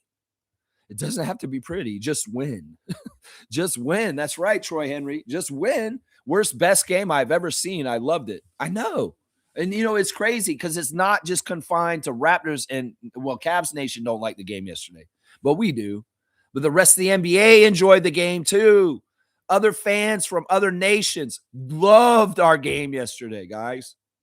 In some ways, it's weird because if they have stocks for all the playoff series in this NBA season, our stock for this series was boring. The Cavs-Toronto series is stupid and annoying and boring. Now it's not. It's like, honestly, one of the most exciting series just because of the last 2 games in Toronto. Yeah. People around the league are like, whoa, this Toronto-Cleveland series is fun to watch. This is crazy basketball. And listen to that crowd. We have the envy of the rest of the league right now because they can hear our atmosphere through the television. And they want what we've got because we got it like that. The passion, the Jurassic Park, the crazy fans, the little kid in the toque dancing in the aisle. Yeah, dancing kid was there. He was getting down. Scary Terry and the dancing Dennis and Nabatia. Yeah, we got it like that. And referees, announcers, Americans, people who come up here for our games, they know it's going to be a party and it's going to be lit. Yeah. Yeah, those Amazon Prime announcers are like, well, Toronto's really going off. Wow, this is crazy. Yeah, it's kind of like that. And I'm proud of that because this is our department. This is the Raptor Freaks department is fan stuff. Because that's the thing. I'm a fan. I don't stand down at the next to the court like Blake Murphy and Lindsey Dunn and William Liu and all those jokers down there as press. No, I'm a fan. I'm a fan first because I sit in the crowd with the fans and I get loud with the fans. And I'm proud of our fans because we are showing the NBA this is how you show passion. This is how you show how you ride or die or live for your team like this. And this channel is a lifeblood of this kind of stuff that we're talking about right here. This is why I've been doing this for 5 years. It's the culmination to get to stuff like the game yesterday. This is the whole reason why I've been here. And this is part of the reason why I want to influence everybody in our fan nation to get to new levels like this. Because we are the talk of the town right now. We are the badass fan nation in this league because our arena is second to none for playoff atmosphere. And I'm so proud of it, man. I am so proud of it, man. It's just we're coming really correct right now. And we are helping them win. We are totally helping them win. Seriously, man. That's right. Wait until Colin gets a jump shot. That's right, Shaq Lindsay. Look out. Look out. He might start doing some of this mid-range work that Scotty does at some point. He has a lot of potential for that. A lot of this bump off and fade back, bump off and fade back. Yeah, that could become a bread and butter move for him in the next couple of years. That's right. That's right. G saying this Shed with a Lowry like clutch defensive play. I know. This is why, look, I'm not for him starting, but I damn for sure do want him out there because he will make things happen. And he is a winner. And he thrives in this atmosphere. That's the thing. The other great thing about this is these guys are getting these dopamine rushes of playing in this atmosphere of the playoffs. They're going to want it again. This could set them up for years of making the playoffs with Scotty Barnes as our franchise player because he loves this so much. You see the joy on Scott's face at the end of the game when he's standing in the middle of the court, walking up with just the biggest smile on his face after they won yesterday. That can be addictive. That can be like, you know what, guys? The way our fans came out for our team in the playoffs last year, we have to do this again, is what they're going to say next year. We want to get that again. I want to feel that again in April when the crowd gets crazy and Jurassic Park fills.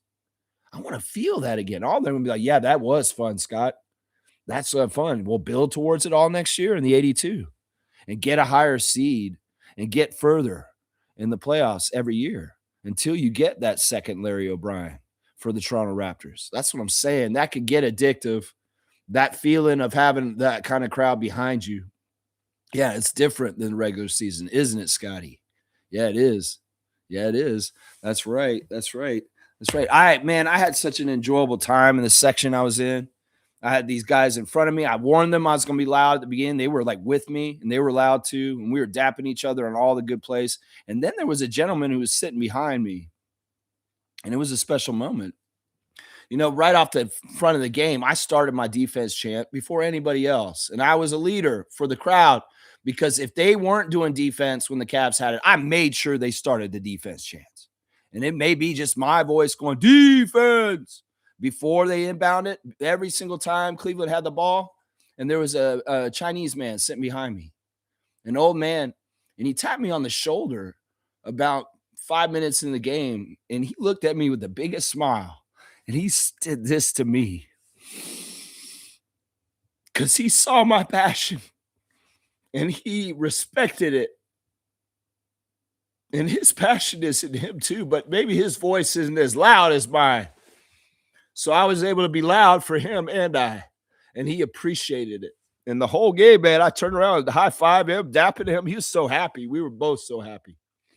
And it was just beautiful to share that kind of experience in the crowd with people that I don't know, people from all over Toronto, and getting that shared experience of being all together for that one reason and that passion. Man, I love that guy. That guy who sat behind me. I told him his son or his grandson, I'm not sure, about the channel, and maybe they tuned in. I don't know. But that guy was awesome. And he was a kindred spirit of mine because he's a Raptor freak just like me. And he was so happy and proud of Scotty and the team at the end of the game, just like me. That's right, man. Sorry, I'm emotional, man. Some of it is my voice is gone. I'm a little bit tired, and I'm just still on this from the game. I'm just still on this on the game. I get emotional, happy. This isn't sad tears. These are tears of joy. These are tears of just so proud of the Raptors. I mean, I know y'all are too. Y'all are just like me right now. That's right. Fiercey is here. Good morning, MJ. Morning, Raptors fam. And happy Monday. Ugly game, but we have dogs. Yeah, we do. We do. You know what? I'm going to go ahead and get on the box score. I shouldn't delay on everything too much. We'll do the stars of the game. My number one star of the game for the game yesterday is Colin Murray-Boyles. I'm going to go ahead and give it to him. I know Scotty got the chain, and I know in some ways Scotty was probably the most important Raptor on the court, but I want to give this one to Colin. And the reason why is because I don't think we win this game without Colin being a totally unusual rookie as far as his ability to be this good and this kind of pressure stakes and never being in it before. So I want to give this first star of the game to Colin. 27 minutes, 15 points, 5 of 11. There was nobody who shot good yesterday, and 5 of 11 is actually pretty dang good in this ugly ass game we had. 5 of 7 at the free throw line. Yeah, he was mostly good at the free throw line. The misses were kind of just lapses of concentration. He got a double-double with 10 rebounds, 15 and 10, 3 assists, 2 turnovers, and 2 steals, a plus 11. The main reason why he's the number one star is he was the X factor. He was the energy. He was the tenacity setter. And in some ways, Scotty and Colin don't beat up on the Cavs unless Colin is there. Evan Mobley and Jared Allen, Mobley got in foul trouble partly because of Colin. These guys were not effective at all. We can go look at the other side, and Allen had 3 points and Mobley had 8, and he shot 4 of 11. Allen may have got 15 rebounds and Mobley got 9, but there were a lot of misses, and that's why. But these guys couldn't shoot and make shots themselves. Colin Murray-Boyles outscored both of them, 15-11, and he didn't even start. Those two guys were their starting two bigs, and Colin outplayed them. That's amazing. In some ways, like I said, the strength will beat the length, and Colin and Scotty are bowling balls, and those guys are pins. Let's just put it that way. The lane is a bowling lane, an alley. And you see Scotty coming down the court like Giannis with the ball in his hand. Yeah, they're getting knocked over like pins. And it's a strike. And Scotty's got a basket, a dunk. That's the way it looked yesterday for me. Scotty is the second star of the game to me. He got that chain. I like how Darko gave him the chain. This is an important chain because this is Scotty's first playoff chain. And I know this is going to be the first of many to come. This is just the first one. And Scotty, this should be a special chain to you because this is your first playoff chain. And this was in a game. There was a signature crazy-ass slog fest, crazy-ass Eastern Conference, low-scoring defensive battle, and you thrived in that environment. You thrived in it. It's almost like you were built for this. It's kind of ironic and weird that the Raptors this whole entire season really relied on fast break, transition, full court offense, relied on turnovers, relied on being able to run up and back and forth and tiring the team out. Well, what happens in the playoffs? It all slows down. I was telling people in the first 2 games of this series, don't expect an up-tempo game. Don't expect high scoring. Don't expect this because this is just how the playoffs always happen this way. Well, does that mean they're sunk in the water because they practiced the whole entire year to win a certain way, the way that they normally play? No. Because in some ways, and this is part of the design of Darko and his coaching, he understood all this. And in some ways, the tendencies that we train for all year, they may not be consistently happening throughout the game, but they do happen at points like Shed's 8-second call, or a steal or a block, or some of the stuff we practiced and learned all year is applied, but not in the same kind of continuous way. And, if the half court is going to happen like this, Scotty, well, this is your lesson. That's when you have to be a bully. If they're going to have to play half court game in any kind of way, and you can't get up and down the court with your vision and your fast break with RJ, and you can't be looking up the court to get long passes, well, you got to be a bowling ball and you got to go and hit the pins. And honestly, you're a badass at it. In some ways, I would say that unlike Giannis, you don't shy away from the physicalness of it. Giannis can be all coming in and doing what he does, but he doesn't get right into it like you are getting into it. Like you're getting hit and you're finishing through it. It's an amazing thing. So that's the antidote right there. And for a team to be the best team it can be, you have to have different plans for different styles of play. There's an 82-game season, and there's a million different ways to win a game. And in some ways, it's important for the Raptors to have versatility and not be pigeonholed to one style. And that's their only bread and butter and the only way they can do things, because you will get screwed over like that. You have to have different plans of attack. You have to have different modes. You have to have different ways to try to get to this. And sometimes it could be the way that they did all season with very intense trapping defense and full court pressure and transition baskets and running up and down the court. But when the game in the second season isn't allowing that, you got to find other ways. And some of it is Brandon being a premium offensive player in the half court set, being able to beat people in double teams or single coverage.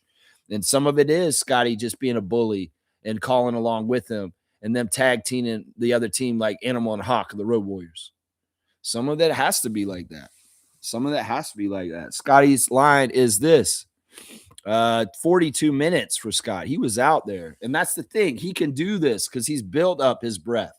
He's built up his conditioning.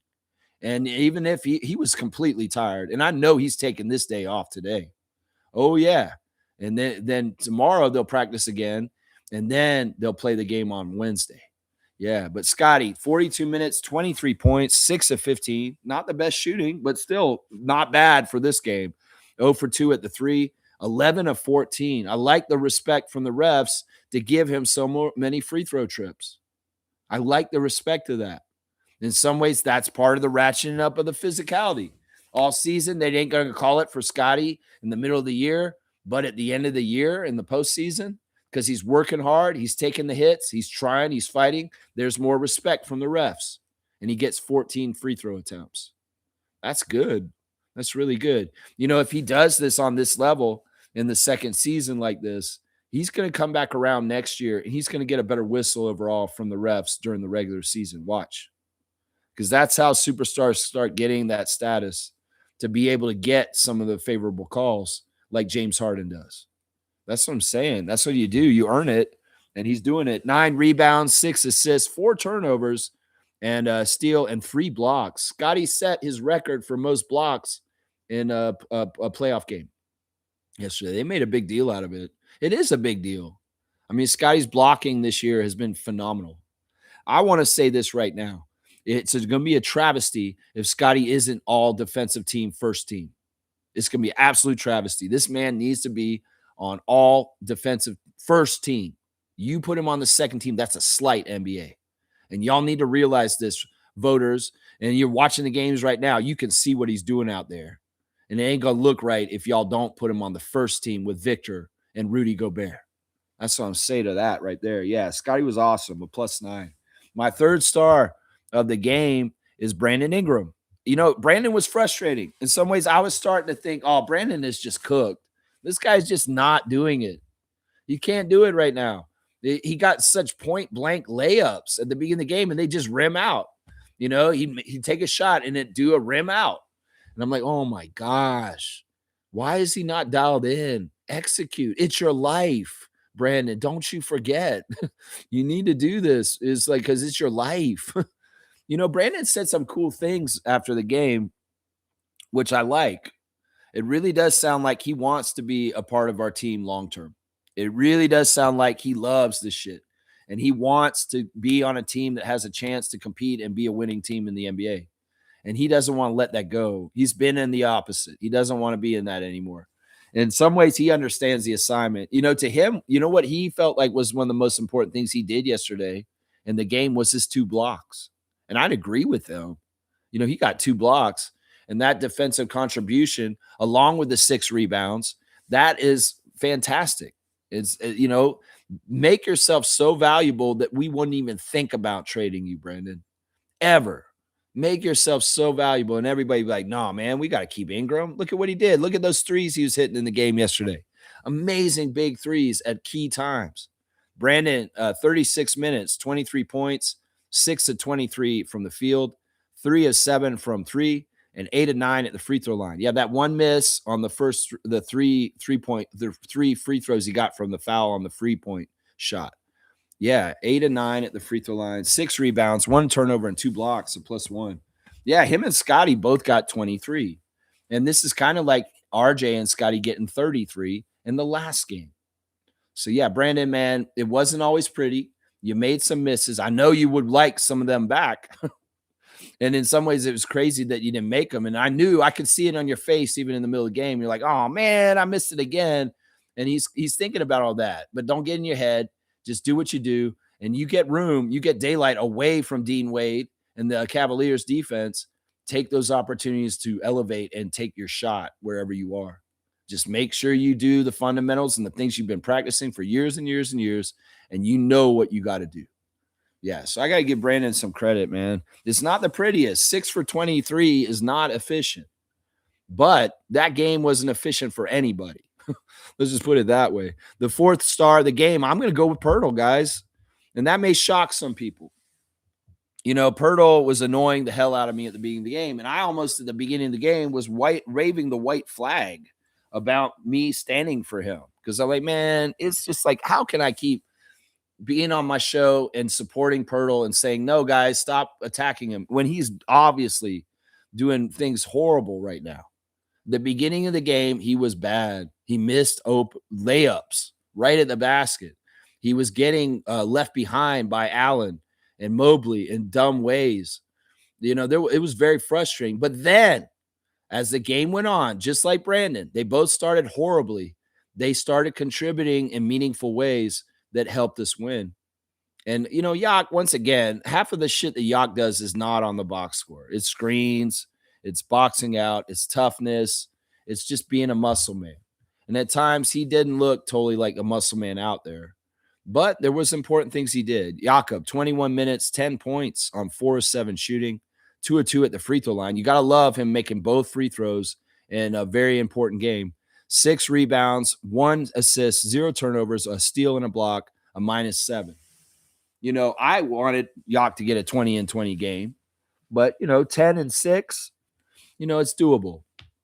You know, the other thing about it is, like, you saw him, you know what? I'm really worried about his hands.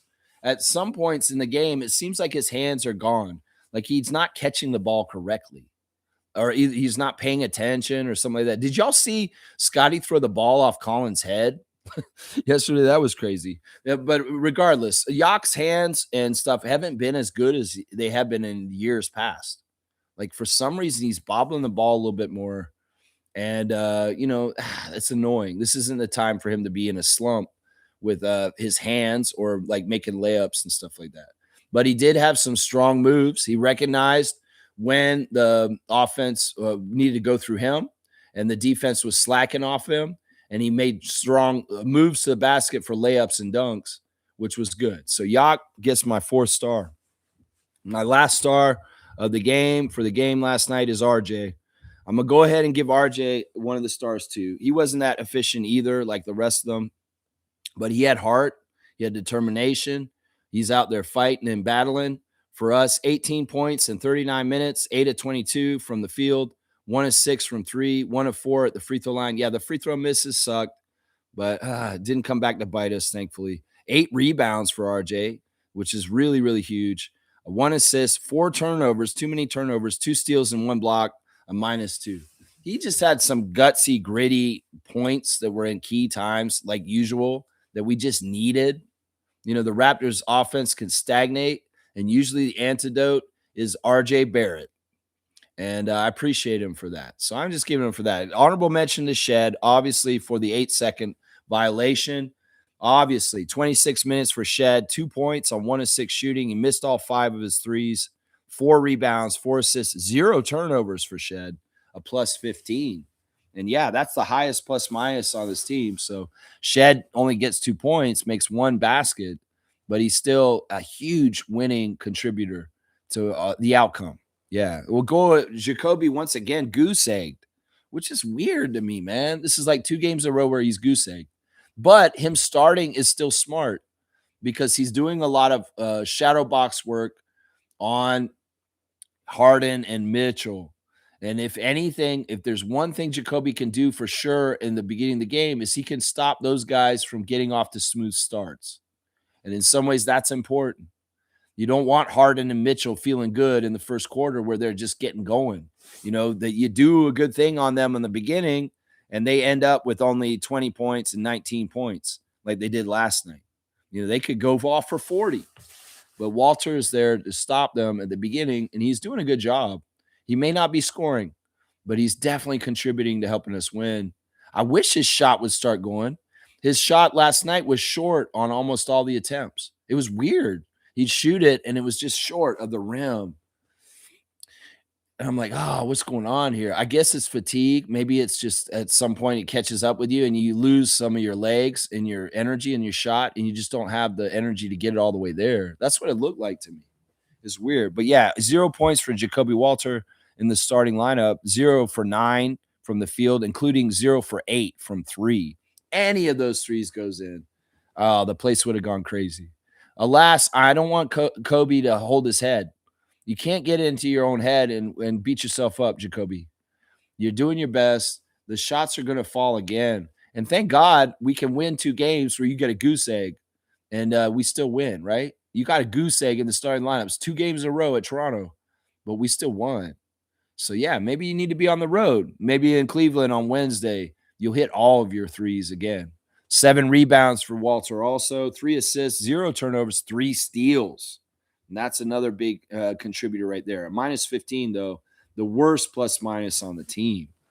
Sandro, 13 minutes, 2 points, 1 of 3, missed his only 3, 8 rebounds, 1 assist, 0 turnovers, 2 steals, and 1 block, a plus 6.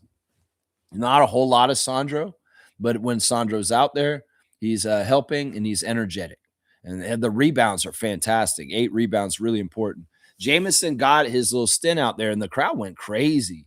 When Battle came into the game, people really love Jameson right now. And well, he came out, he took 1 3, he missed it, and Darko pulled the plug on him right away. 1 rebound for Jameson, 0 points. Yeah, he does that sometimes. It's like he tries them out. Maybe some people would think he should get longer landing or runway to take off, longer runway. But it's Darko. He's going to do what he's going to do, and maybe he's not just analyzing what he's hitting the shot. He's also wondering how he's affecting our defense and other things too. When he's factoring in all that, he did brought AJ in for a minute later, and it seemed like in the point in time when he put AJ in the game was kind of around when he might have put Battle back in. Yeah. But yeah, that's the box score with the 10 guys who played yesterday. And a fantastic job. Go to the other side, give a couple kudos. Mitchell had the leading scorer. He was 6 for 24. That's that inefficiency I'm talking about. He took 24 shots, only made 6, 4 of 12 from 3, and he had 4 turnovers. James had 7 turnovers. 7 turnovers for James Harden. He's a turnover machine. He will turn that ball over, trust me. And he had 19 points. But yeah, good job on them and making the big guys ineffective up front, the 2 front court guys. The team stats, we'll do that real quick. The Raptors shot 32% from the field. That's crazy, man. 31 and 97. And the Cavs only shot 37%. So both teams really garbage. We made 4 3-pointers the whole game. How the hell did we win? They had 10. They made 10. They shot 25% from 3. We shot 13% from 3.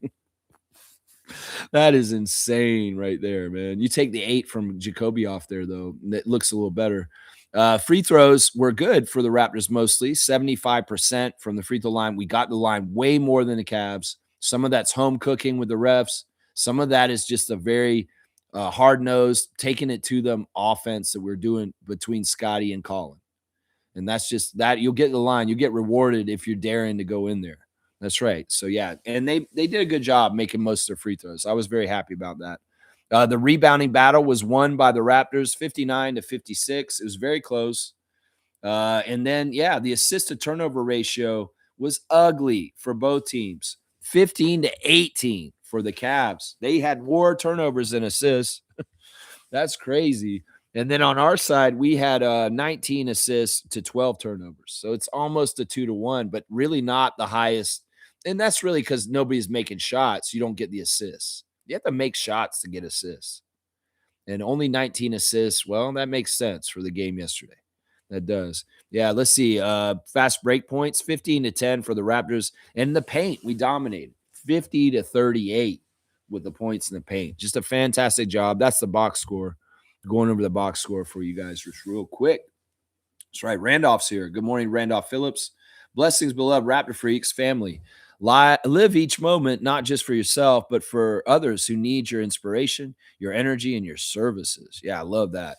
I love that. That's right. Do service to others. People are getting so self-centered and only out for themselves. And in some ways, this world needs community, it needs connection, and it needs a safety net for all of us to look out for each other. There's safety and there's good things in numbers. And, man, do what you can. Seriously, do what you can. Be smart and do what you can and be a benevolent person. Be a kind person. Don't be like some of these jackasses that are out there. Jeff Bezos and Elon Musk are not good role models for how to treat people. Just trust me. You need to be the opposite of them. That's the right thing to do. Michael's saying, hometown kid, RJ Barrett. Yeah, I love it, man. Man, I look over and I see the parents of the players in different spots near where I sit. Like I see where RJ's dad and his mom sit. And I watch them sometimes during the game. His mom gets really into the game. She's the loud one. His dad is just sitting there stoically, kind of just watching and observing. But man, does RJ's mom get into it. She's waving that towel and going, woohoo, all this stuff. I saw Grady's parents too. I feel bad for the Dicks in some ways. This is probably not what they expected, but kudos to them for showing up and cheering for the team, regardless of whether Grady gets minutes or not. I actually got to talk to Mr. Dick after the game. I ran into him and I said, "Hey, Mr. Dick, how are you doing?" He said, "Hello, how are you doing?" I just said hi to him. But yeah, I feel bad for them in a degree. But listen, and not all is lost. There's the offseason and there's the ability for Grady to have a lot of good things happen in his NBA career still. But yeah, he's gonna have to go to the drawing board this summer and start over in some ways a little bit. Yeah. I also ran into Jamal McGlure yesterday. Jamal McGlure walked down my aisle near my seat and I said, "Hey, big cat, let's go, Mr. McGlure." And he waved at me hi. I say hi to him all the time because I see him at Scarborough Shooting Stars games too. And yeah, Big Cat, always love to see a Raptors All-Star and a Raptors champion. And Jamal McGlure in the arena with the community out there and the fans in the sections with us. He was out there talking to people in the crowd. It was kind of cool. Let's see. Shaq Lindsay saying the Cavs fans are saying, didn't we have a chance to get Scotty? They're asking if they could have drafted him. Yeah, because they got Mobley instead, right? Mobley was drafted above Scotty at like 3, right? Yeah. Oh, I love this kind of buyer's remorse. I love this kind of hindsight is 2020 kind of thinking, looking back that way and saying, wow, we could have gotten Scotty instead of Evan. Well, either way, we're very happy the way things worked out. That's for sure. Seymour saying, you did 6-0. How dare I compare Leafs organization to Raps organization? How dare you? You did FU 6-0. Oh, okay. That's what you meant. Not I did a 6-0. Sid 6-0 compared the Leafs organization to Raptors organization. How dare you? See, he's one of these guys. That's why I don't respect him. That's why I don't like him, because he's Leaf minded first. He's Maple Leaf minded, and that taints all the ways his perspectives are on all the Toronto teams otherwise. And that's why I've always said, keep them separated. You got to keep them separated. The culture and the things that happen with the Raptors are nothing like the Leafs. I'm just saying. And I hate that Sid 6-0 pushes us out here. In some ways, he's like the king poobah of this kind of bullshit. And that's why I can't stand the guy. Because I'm sure what he said, like Seymour's pissed off and saying F you to him, is he said the Raptors will choke just like the Leafs always do. And this is just Toronto sports culture. Oh, you are a Toronto media sports broadcaster and you perpetrate this and propagate it and push it out into being more commonplace in the minds of Raptors and Leaf fans and Toronto sports fans in general. Fuck that, man. The colors of the blue and the colors of the red, and there's totally different nations in some ways. I don't consider myself part of Leaf Nation. I'll root for my hometown NHL team if they get in the playoffs, and I want them to win. Don't get me wrong, but I do not consider myself in Leaf Nation. And I know a lot of you guys don't self-identify that way either. But there are people that identify with being in both nations. And I would ask them, don't be like Sid 6-0 and just make a template that fits on all the teams in Toronto in the way you think about them, because they are their own individual animal. And the Blue Jays are not like Leaf Nation either. And screw anybody who's like, Toronto sports is just this way. Bullshit. Now, Cleveland fans are going through it today. They're thinking, oh, why is our sports city so doomed? We have all these problems in Cleveland, so much misery in sports history. See, that's a loser mentality, and that's the worst place to start. That's why I want to cultivate this and build this Raptor freak image and this idea of what we are and what our group is. And like I said, there's Raptor freaks out there all over the place that have no idea what my channel is. But when you understand what the channel concept is and you identify with it yourself, well, you are inherently a Raptor freak without even knowing it. You're latently a Raptor freak. And that's the difference. It's like, look, you can get bogged down in the Leafs' misery year to year and the letdowns, but keep it separated from us, Sid 6-0. We have nothing to fucking do with that. And I'll give him a 2-finger salute for myself to you also, along with the sheriff, Seymour Pate. That's right. That's right. Chris comes saying this, not to be negative about after the win, but how do you not have Battle's point threat back on the court? Sheesh. Good win either way, but let's stretch the floor, man. I know. And in some ways, I get this. I get what you're saying. But once again, it's about not abusing something.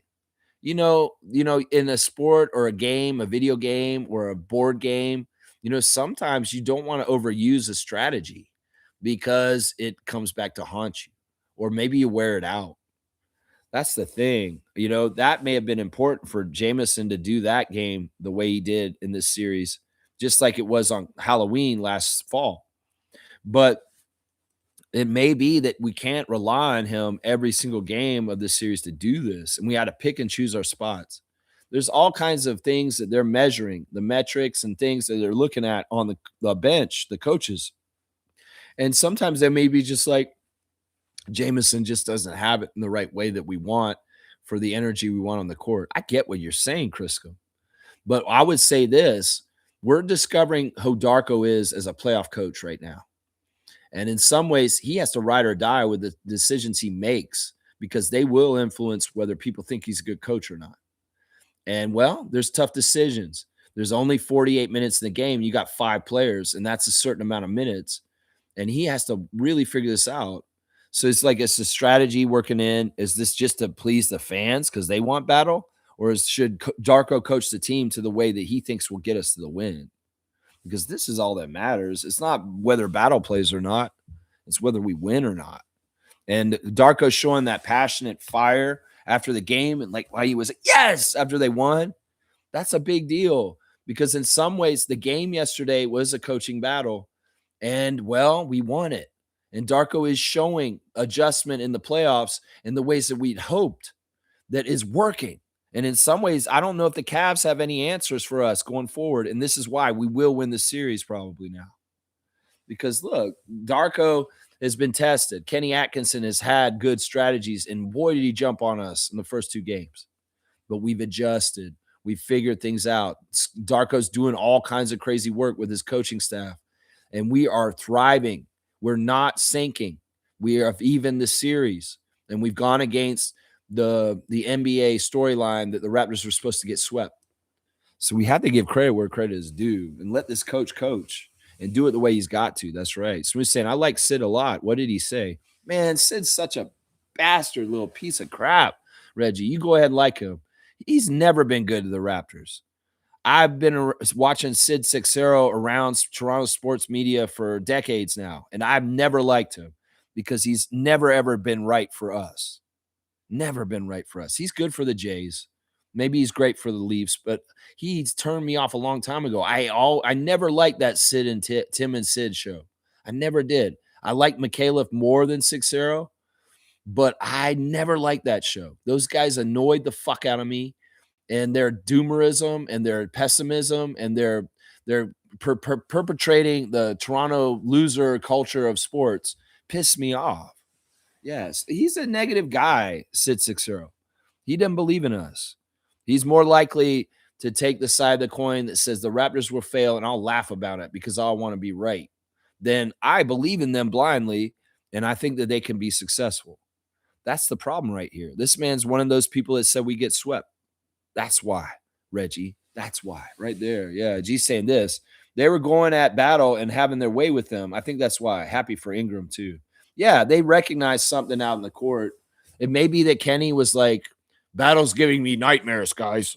We need to go ahead and exploit him right away, so Darko has to take him out." Is I'm having trouble sleeping at night. It could be that simple. It's like Kenny Atkinson's like, "Well, what do we do about Jameson Battle? This is what we'll do." And they had an adjustment. And that I think that's what happened, honestly. I think that's what the announcer said, that Battle was kind of like getting singled out, and Darko had to pull the plug on him early. So yeah, especially if he's not making the shot. It may be like, okay, we can get away with him being that liability if he's catching us up by making the threes the other way.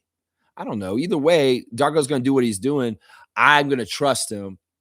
And he's not failing, so we should trust him, is what I'm saying right there. Yeah. Yeah, that's what I'm saying. Stargate's here. Good to see Stargate. He's saying Sid is a traitor and has shown his colors, blue and white. Fuck him. Puckhead. Yeah. I mean, I'm with Stargate on this. I'm with people that and Seymour in some ways. It's like, look, he's never been a personality around Toronto sports that I have taken to. And I know, it's just some people are just like that. Some people you like, some people you don't. And that's just it. I've never liked Sid 6-0 myself. Shaq Lindsay saying this: if Scotty becomes the point Scotty that Darko envisions him to be, the league needs to watch out. When the king LBJ retires, the league will be in search for a new face or king of the league. Why not Scotty, the king of the North? That's what I'm saying. I really do truly believe that the best face of the league after LeBron is either a foreign player like Giannis or Wemby or SGA, or the best American candidate is Scotty. Seriously. But the thing is, he plays for the Canadian team. So it's like, yeah, I could see this. The one thing we don't want with this, though, and this is going to be really tested, and Scotty knows this history. He's very well aware of it, is that the better he becomes, the more people are going to be trying to pry him out of our team, just like Giannis. And that's the stuff we have to be ready for. In some ways, I hope Scotty is like Giannis in the way that he's been showing loyalty to Milwaukee. And he really does have that loyalty, even though the press says all this stupid shit. Scotty really cares about the Raptors organization. And in some ways, he likes the whole setup here. That's going to benefit us for the long term. Because let's not get it twisted. There's going to be major franchises in the NBA. They're going to try and do some shady ass shit like a Kawhi Leonard to the Clippers. So this is going to be part of the intensity. The other side of it that's kind of negative is there may be more of a push from around league forces in the main office to try and pry him off our team. And I hope this guy just stays completely loyal and just like, man, no, Toronto's my place, bro. This is where I cut my teeth. This is where I got it out of the mud. This is where I made a name for myself. This is where I had my child. This is where I have my memories. I love Toronto. I love the Raptors. I love what we've done here, and I want to keep doing it here. That's what we need, because down the road, there are going to be teams that are going to be like trying to do some shit. You know that. But luckily and hopefully we can get the ownership to, pony up and pay Scott what he deserves and keep him in the fold for his whole entire career. Because that will come with that part that you just said. That will come with that. We see it with Antetokounmpo. That's how it happens in Milwaukee, right? That's right. I don't know if Scotty should be point Scotty, though. That should just be a mode. We shouldn't just put him on one thing. In some ways, him being able to do all different things is important. Like last night, would you say he was point guard Scotty? No. He was Scotty. I'm coming down the lane like a freight train, and I'm putting it and dunking it on your head, Dean Wade. That's what he was. That's what he was. No, he wasn't point Scotty to me. He was, I'm a dangerous person who's coming down the lane, downhill, and y'all can't stop me. That's what he was. Yeah. Yeah, let's see. Stargate saying we are in their heads. We are in their heads. Talking about the Cavs. Yeah, I mean, in some ways, I think James and Donovan are looking at it a certain way. And, the other guys, maybe, yeah. Kenny Atkinson, for sure. We're in his head. But, I mean, Donovan and James are a little casual about it. They're just kind of like, this is the NBA, and this is the kind of stuff that happens. And, they credit to their crowd, credit to their team. They played really hard.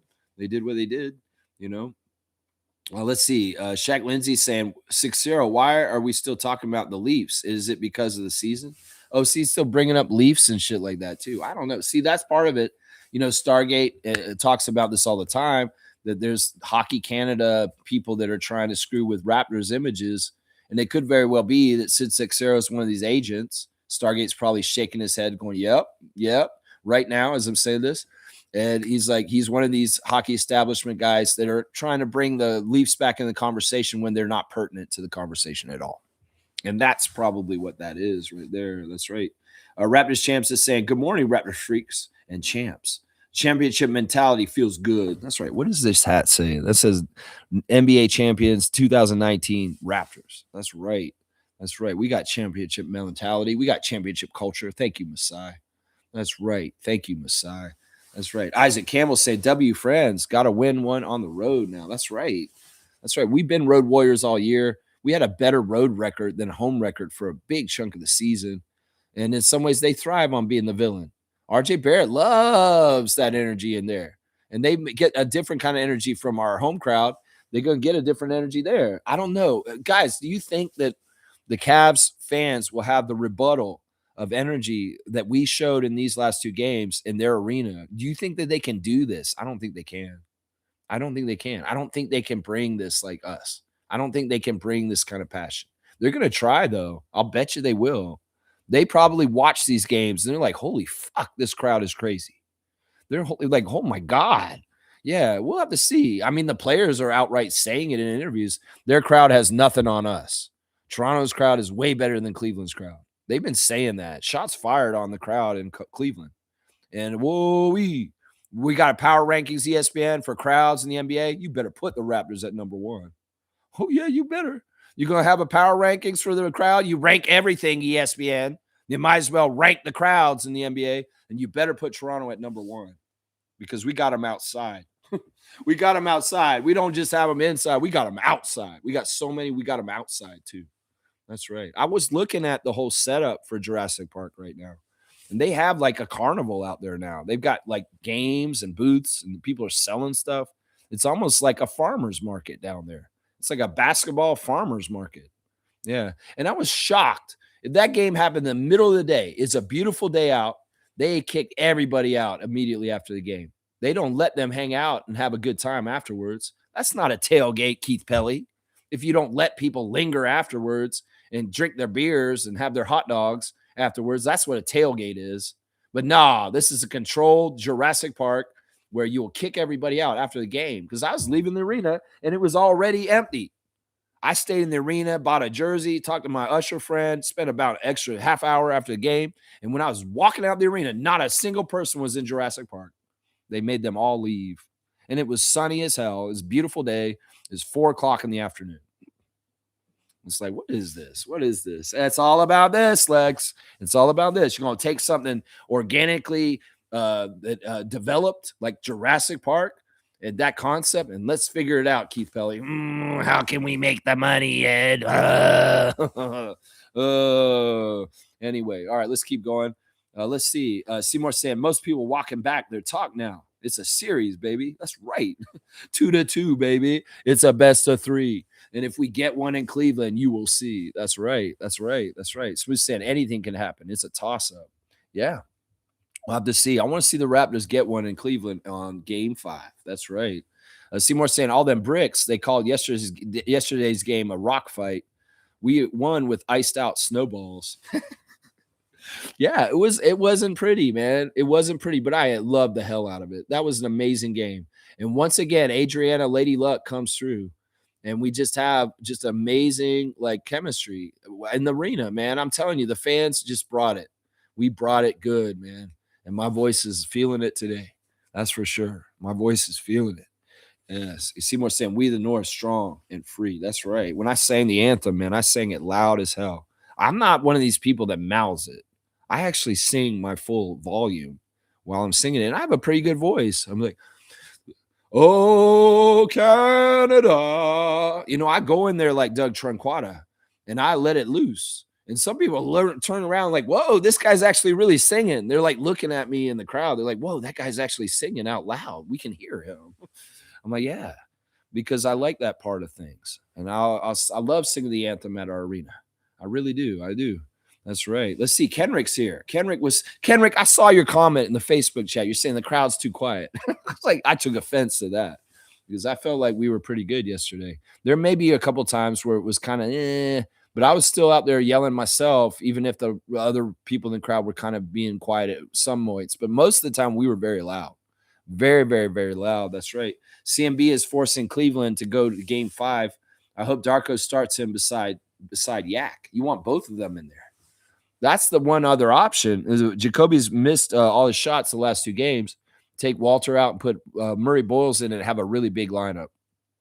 Scotty and RJ in the backcourt with Brandon, Colin, and Jakob in the front court. That's a nasty team right there. That's a lot of rebounds. That's a nasty team. They could do that. You know, Scotty and RJ can go back and forth on point guard duties. They could even let Brandon bring the ball up the court if they want sometimes too. Because we do see that. Kenrick, it's always good to see you in the chat when you get here live. Y'all, if you need a tattoo or any art commission, Kenrick Chronic Art James is your artist in the greater Toronto area. So look up Kenrick Chronic Art James, and he can get you a tattoo, a Raptors tattoo, a very good Raptors tattoo. Yeah, Uji Bougi's here. Good to see you, Uji Bougie, one of our latest Raptor freaks joining into the channel. Beautiful, ugly win. Yeah. Classic Eastern Conference slobber knocker. I have to give Brandon credit on defense when he's out there trying to grind off the struggles. Scotty is a dog. RJ is Mr. 24/7 Raptor. You know, I like this because in some ways, look, we got a deep Pelican, Brandon.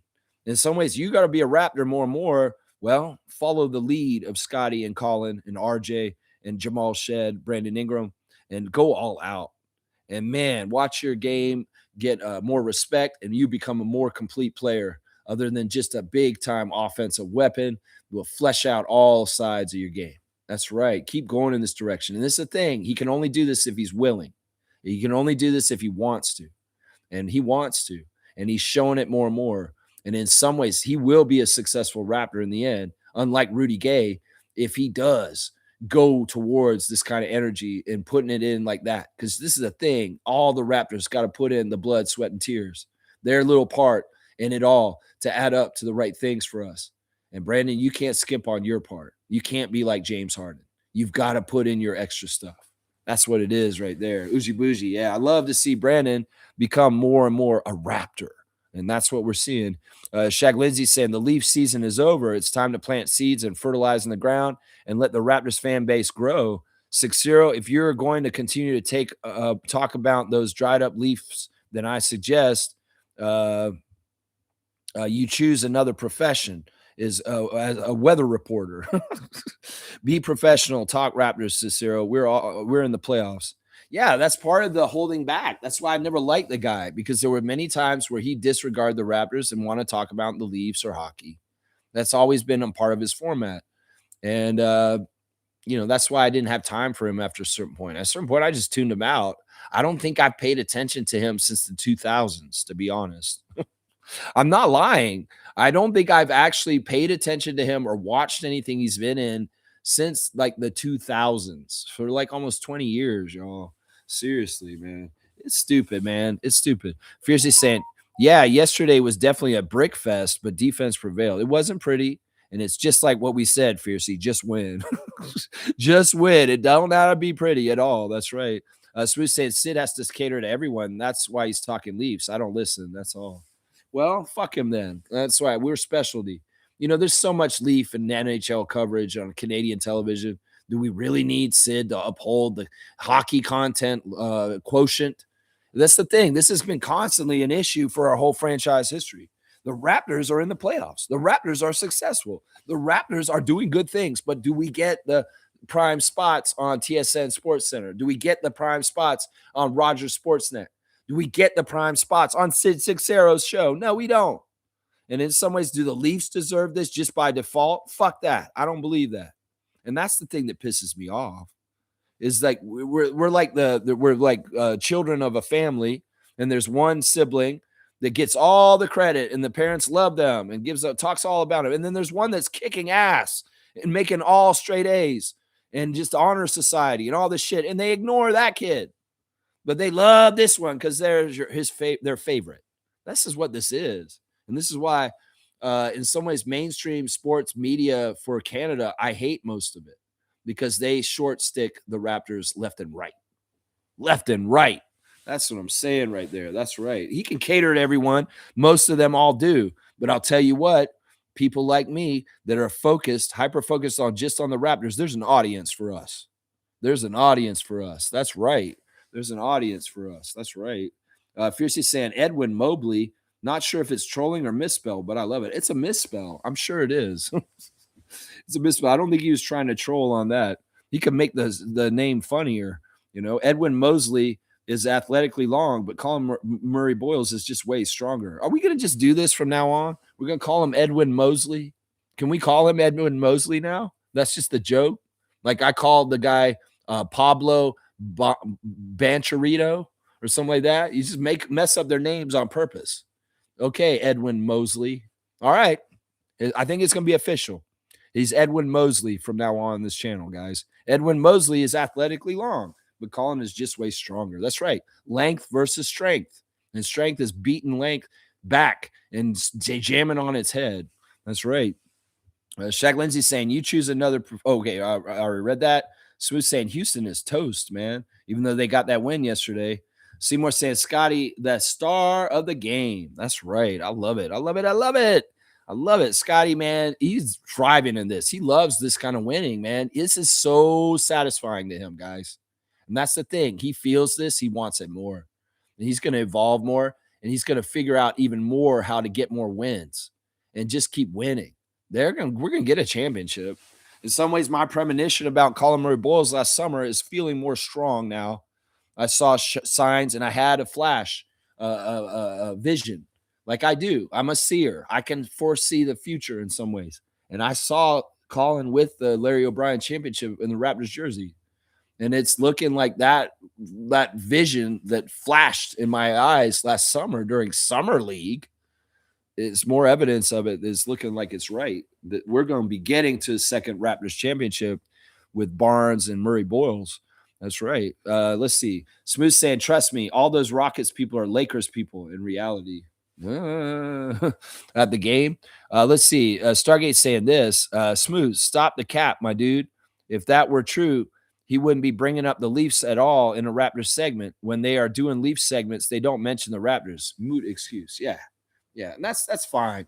That's fine. He's just pointing out that he has to cover all of his fan base. And well, he has a lot of Leaf fans that watch his show.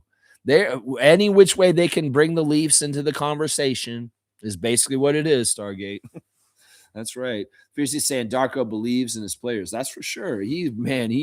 That's the thing. Fans are saying they would run through a wall for Darko at this point because he builds that kind of like encouragement. That's what you want from a coach. That's why these guys played in a crazy physical, low-scoring game so all out. At some point, it's got to be kind of like deflating to shoot so many shots and miss so much, but still have such energy to go get it. That's the coach, man, pushing them and telling them, you guys got to keep going, keep trying. And he gave them a ton of credit for that in the post-game news conference. Darko saying our guys couldn't make shots. They were missing threes, missing open shots. But I told them, just keep going, just keep fighting, and we will find a way to win. And that's what happened. That's what happened. Stargate saying, why would he start calling over Yak when the current mode is working? Come on, man. If it ain't broke, don't fix it. Yeah, there's still important things that Yak does at the beginning of the game, like the jump ball and in establishing a physical paint presence. And some people say, well, Colin could do that too, right? Well, I mean, just, in some ways, we got to get value in the minutes in different ways. And like I said, Colin's not totally ready for starters minutes yet. And that's partly rookie conditioning. And, this summer, he's going to work really hard on his conditioning. And maybe next year, this will be more possible, but maybe not. He may still have to come off the bench next year. We'll have to see. It's all up in the air. But it is seeming like more and more it's likely that Colin Murray-Boyles will be claiming one of the starting spots on a regular basis in the near future. It could very well be next year, right away from the start. I could see it, man. I could see it. G saying some odd news, but someone stole Joker's underwear. What are we doing, people? Is this true or is this fake? Man, I saw that altercation with McDaniels and Joker And man, I'd never seen Nicholas so passionate and caring on an NBA court. That's what was interesting to me about that. Yeah, right there. Yeah. Fiercely saying Adam Silver on the broadcast saying the energy from the crowd is fire, not to sully our win, but wouldn't be surprised if he had the refs help us so that another game took place in the arena. And we know why. That doesn't hurt, honestly. We do help our team by being like that because honestly, it makes the league look good. Our crowd in some ways is in between Europe crowd and American crowd. It's like we're the in between.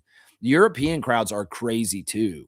Like they get so passionate and loud and crazy over there. I mean, they throw batteries and bottles. But that's the thing. Adam Silver is a worshiper of God money. And well, in some ways, Raptors playoff basketball happening and happening more often. This is good because this could actually help us in this kind of way that you're saying. I don't think that he told the refs to do that. I think that the refs called the game the way they were supposed to, and they were very fair. But Adam Silver's not probably upset about the Raptors having this kind of look for their playoff crowd. It looks good for the league in general because it's attractive and people watch that on TV and like, holy shit, this is an event. This is a happening. This is important because these people care a lot. That doesn't hurt. That doesn't hurt at all. And honestly, this is the kind of stuff that can help us in the future to get more favor with the league office because we are making them look good. You know what I'm saying? This is all good. This is all good. And yeah, God money's involved for sure. For sure. Fiercely saying, yes, we love them and stand behind them. Playoff hard and loading. Mitchell ball hogging in his finest. Yeah. I mean, the Cavs fans are starting to get on themselves about this. Why did we trade for James Harden? We should have known. The track record is there. And NBA fans that aren't Raptors or Cavs fans are piling on too. They're saying, yeah, y'all got Harden. What'd you expect? It's hilarious in some ways. It's hilarious in some ways. Stargate saying fiercely, nah, he wouldn't have had the refs help us per se. Probably just told them to call the game fairly, but not help. Yeah, and that's what they did. I mean, like I said, I bet you the Cavs fans don't like the whistle. They obviously don't like that 8-second call. They may have thought that, there were a couple calls that were interesting. Like one of the calls, all right, we'll do some ref manipulation segment real quick. One of the calls was the call earlier where it was out of bounds and they gave us the ball and Kenny Atkinson challenged it. And technically it was off Evan Mobley. I looked at the clip and the ball went off his hand. Jacoby didn't touch it. But what did they do? It was in the first quarter, and the Cavs had used their challenge so early that if they lose their challenge then, that could have had ramifications later because they didn't have a challenge available. So what did John Goble do? He went and got on the telestrator and looked at it and talked to Steve Javy back in the replay center. And they decided instead of, because the call was obviously off of Cleveland and it should have been Toronto ball, and they were going to lose the challenge. So they fudged it. They made up a thing. They called a foul on Walter. Did you notice that? They called a foul. There was no foul on the call. It was an out of bounds play. But when they reviewed it, they couldn't say that the ball was off of Toronto to give the ball, and that meant that their challenge would be unsuccessful. Instead, they said, oh, it's a foul on Walter. And that's how they saved the challenge for the Cavs because they wouldn't have had a challenge for later in the game. They would have lost their challenge in the first quarter. And that was, to me, was strategy-wise like, oh, they fucked up because I saw it. It was at my end of the court where I was sitting. And I was like, that went off Cleveland. And this should be an unsuccessful challenge. And they'll lose it. But John Goble went over there. He talked to the people in New Jersey, and they said, call a foul on Walter, and that'll save the challenge for the Cavs later. Yeah, it's stuff like that, man. It's stuff like that. You can see it, and you can understand that sometimes the challenge call is it's just like Scotty in the interview room, and the tip that I taught him after his rookie year. So, Scotty, if you don't want to answer the question or you need time to think about the question, just ask the person to repeat the question. He does that because I told him to. You guys know that, right? If y'all were in the Twitch chat, you saw that because I did media training at Florida State as part of my degree. And I told Scott, I was like, look, because he was really pissed off. He was not happy with the way he did interviews. He said, I'd say too much. And I feel like I look stupid because I don't look like I know what I'm talking about. And I said, well, Scott, what you do is if they ask you a question, like Michael Grange asked you a question with his marble mouth, oh, Scotty, blah, blah, blah, blah. You got to just say, could you repeat the question? So when you hear Scotty do that in the interview, I was the one who taught him that. I'm not lying. It's exactly true. And he uses it to this day, and it works really well. But in some ways, you got to buy time. So the refs are buying time by going to the telestrator, and they're trying to figure out what the fuck are we going to make up for the excuse. And we talk to the replay center, and they brainstorm and figure it out. So it's kind of like that. They're buying time to figure it out is basically what it is. Let's see. Stargate's laughing at playoff Harden and stuff. That's right. That's right. Let's keep going. Okay, I lost my place. Let me just find it again. No. Oh, Cool Cat's here. Cool. All right. Stargate is saying. Okay, here we go. Stargate saying Mexico City will have a team first before they come back to Canada. I think that's true. I think that Stargate's right on that. Cool Cat's saying, good morning, Raptor Free crew. What an ugly grind out game. Our favorite type of W. Series reset. Best of 3 now. That's right. That's right. That's right. Cool Cat, I hope you're happy with your WNBA draft and your team, your fantasy team. We got the WNBA draft on Saturday. And hopefully you got players that you like. We'll have to see. You should check that out. But good to see you back in the chat. Reggie's saying that 3 that Merrill hit in the 4th should not have counted. It was a double dribble by Harden beforehand. Yeah, he did this weird lurching like dribble like this, and it totally was a travel. You're right. But credit to the refs, they didn't count it as a 3. They looked at it, and his foot was on the line, and they gave him 2 points instead of 3. That was a huge call right there, too. That was a huge call because, and they were picky about this, and I'm so glad they were. It's a 2. It's not a 3. Sam Merrill had his foot on the line. But, yeah, that was a travel for sure. James traveled. You're exactly right. You're exactly right, Reggie. Exactly right. Kaloy saying this. Morning, Lex and everyone. We got a series. We have to give props to Darko. The defense they are implementing is incredible. We nullified Mitchell and Harden. Yeah, they're really concentrating on them a lot. And at the end of the game, what did they do? They put Colin on Mitchell, and they put Scotty on Harden. And that's the big time part of the game where these guys are the big time shooters, and they flip it, and they put those guys on and put them outside and guarding them up as the 2 best defenders on our team. Yeah, that was awesome. Another little ref thing I want to talk about was the foul on Colin by Sam Merrill, where he pulled him to the ground and they called a flagrant. When John Goebel went to go look at that, I was like, he's probably not going to give a flagrant on that because Colin's such a strong player and Sam Merrill's a little guy. And, he did. That was amazing to me that he actually said flagrant foul. It was not a common foul. It was a flagrant foul because he put extra into it and really put him on the ground. And that was a key pivotal moment because we got 2 free throws and the ball. So that's another place where I want to give credit to Goebel and the crew from yesterday that they called that flagrant. And I thought, honestly, at that moment, they weren't going to. I was really impressed by that. It's because they don't give respect to a physical specimen like Colin. He's so strong, but maybe because he's playing so hard, they want to give him that respect because it was a dirty play. And he did hit the ground very hard. And I was very worried he got hurt in that moment too. Yeah, by that dirty play by Sam Merrill when he threw him on the ground. Yeah. Let's see. G. St. James, I got your wings here. Yeah, I yelled that at him. And he missed the free throw. I swear to God, you can watch the first free throw that James shot. He missed it. And he's good at the free throw line. But it wasn't just that I said that. I fell on the ground too. I said, James, I got your wings here. And then I went, and I fell down right when he was shooting. And I guess it was just ridiculous looking. Yeah, I hurt my knee a little bit because I hit the concrete. Stargate said, Lex, you thinking about Edwin Moses? Yeah, that's who I was thinking about. 400 meters hurdles Olympic runner for the USA back in the day. Yeah, that's who I was thinking about. Edwin Moses. That's right. Evan Mobley.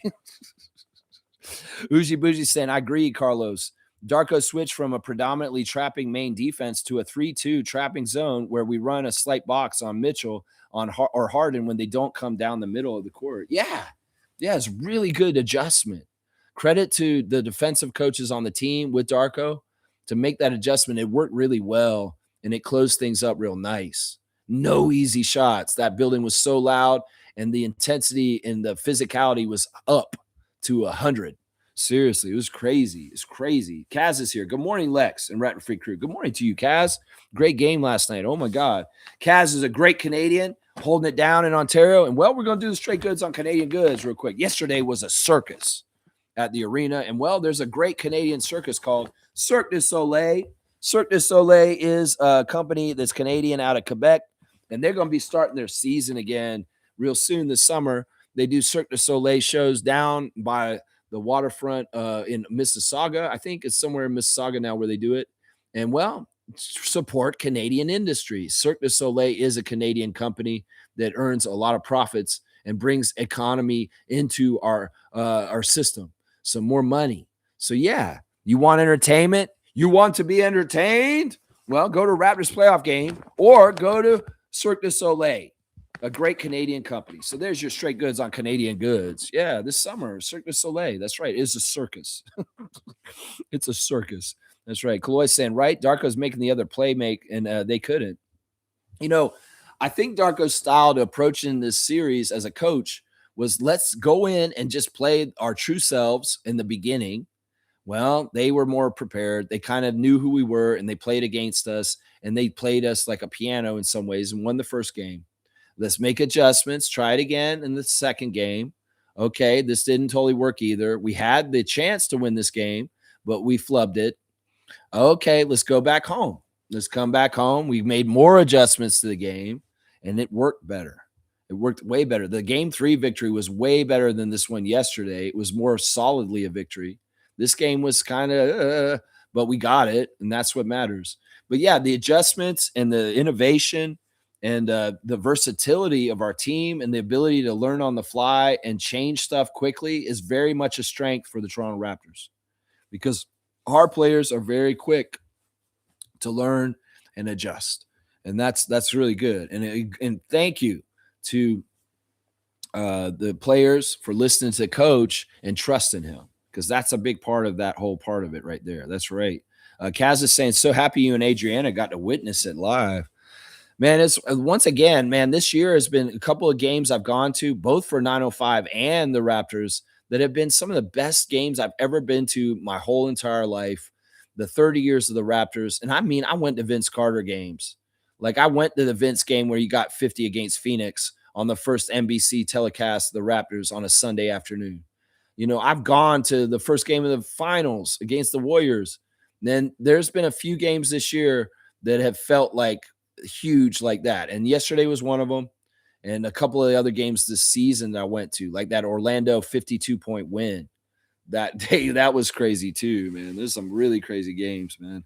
Kaloy saying Scotty was Giannis-esque in that fourth quarter. He really is showing that whole problem for other teams as a mobile guy with the ball who can handle the ball and is also a passing threat, but also a threat himself to do all 3 levels of scoring, mid-range 3 or at the take it to the hoop. The thing I love the most about Scotty and his evolution right now is he's not shying away from taking the hoop, and he's doing that more often. And that's what he should have been doing more earlier, but he didn't have the confidence or maybe even not even the wherewithal to think that he could do this. And now he's starting to understand he can do this. Look out, because he can start dissecting it better and figuring it out better. And man, this league's on notice. Scotty Barnes taking it to the hoop is one of the dangerous, most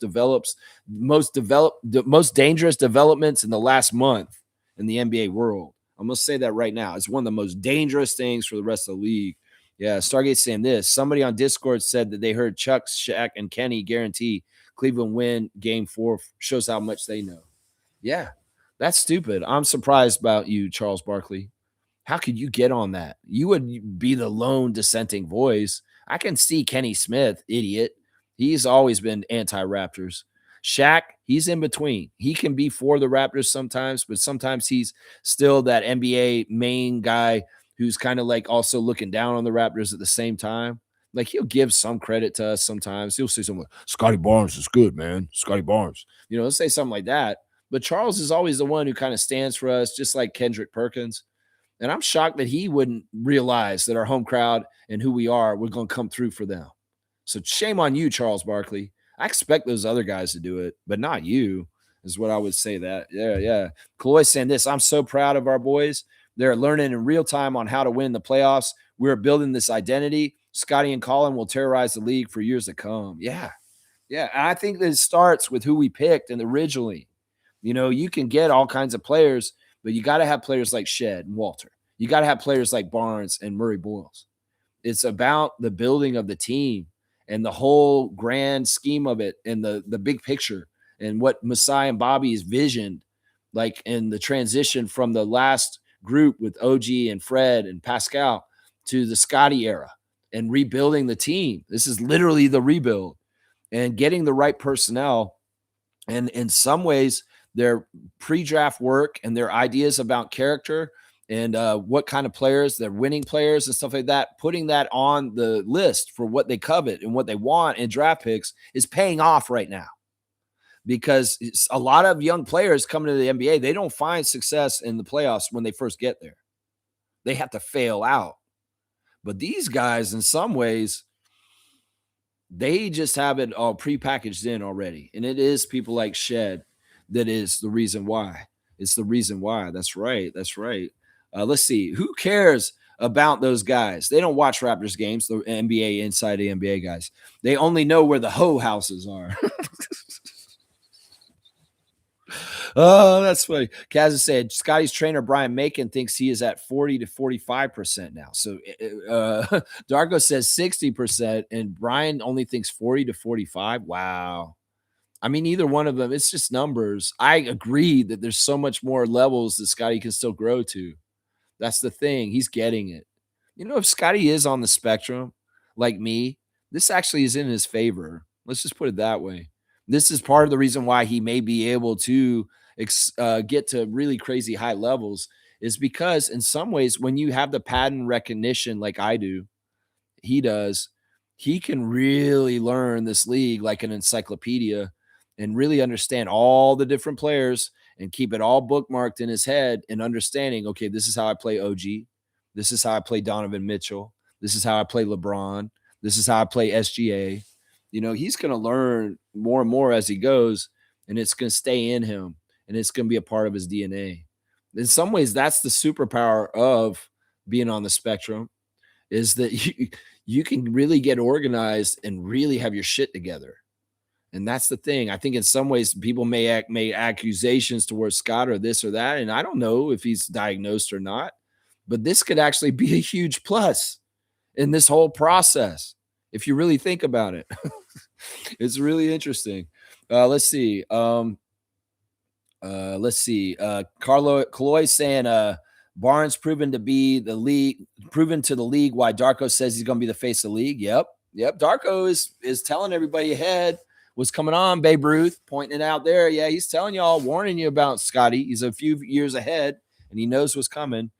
Fiercely saying he did talk about the tempo, but because he was asked, they talked about the tempo tanking, expansions, etc. Okay, so he did bring up the tempo. I didn't watch the game, obviously, because I was at the game. And I was wondering if Adam Silver even brought up the Toronto tempo in his interview on the broadcast. Okay, he was on there with Matt and Jack, right? Yeah. Let's see. Kaloy saying we really got a good one with Darko. This guy adjusts well. Man, he's just so passionate. He just cares. He came and watched our channel.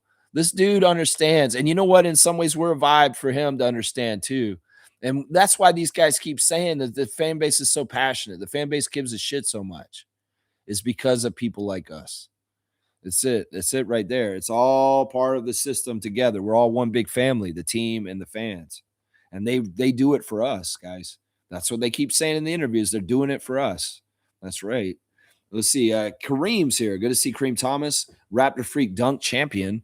The problem with the Cavaliers is that they have a bunch of guys, Harden, Mitch, Mobley, Allen, but Raptors have a bunch of dogs, Scotty, RJ, Colin, Brandon, and the most dangerous of all, Shed. He'd bite you. He'll bite you if you're near the half-court line. That's his territory. That's right.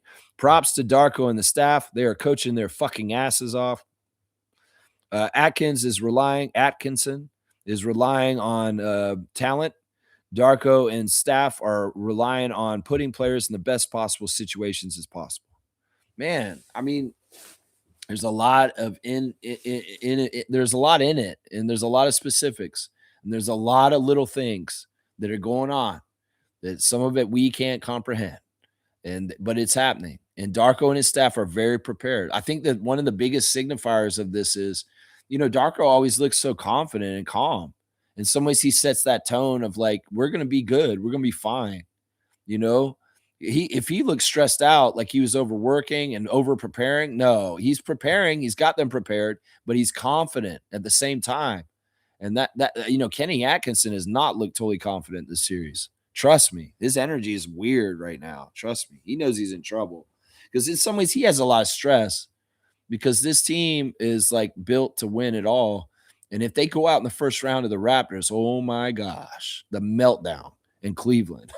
The meltdown in Cleveland. That's right. Stargate saying, I said this in the Discord. We have seen this James Harden movie over and over again several times. Why do you people think it's going to be different here? Because it's the Raptors and you have no respect for us? Yeah.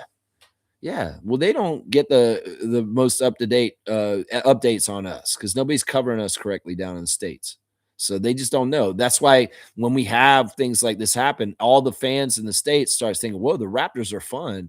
Why am I not watching the Raptors? This is crazy. What is going on up there? Yeah, they don't show them down here at all. Why don't they show them down here? Like, we never get to see Raptors games on TV down in the States. Why not? Because they're fun.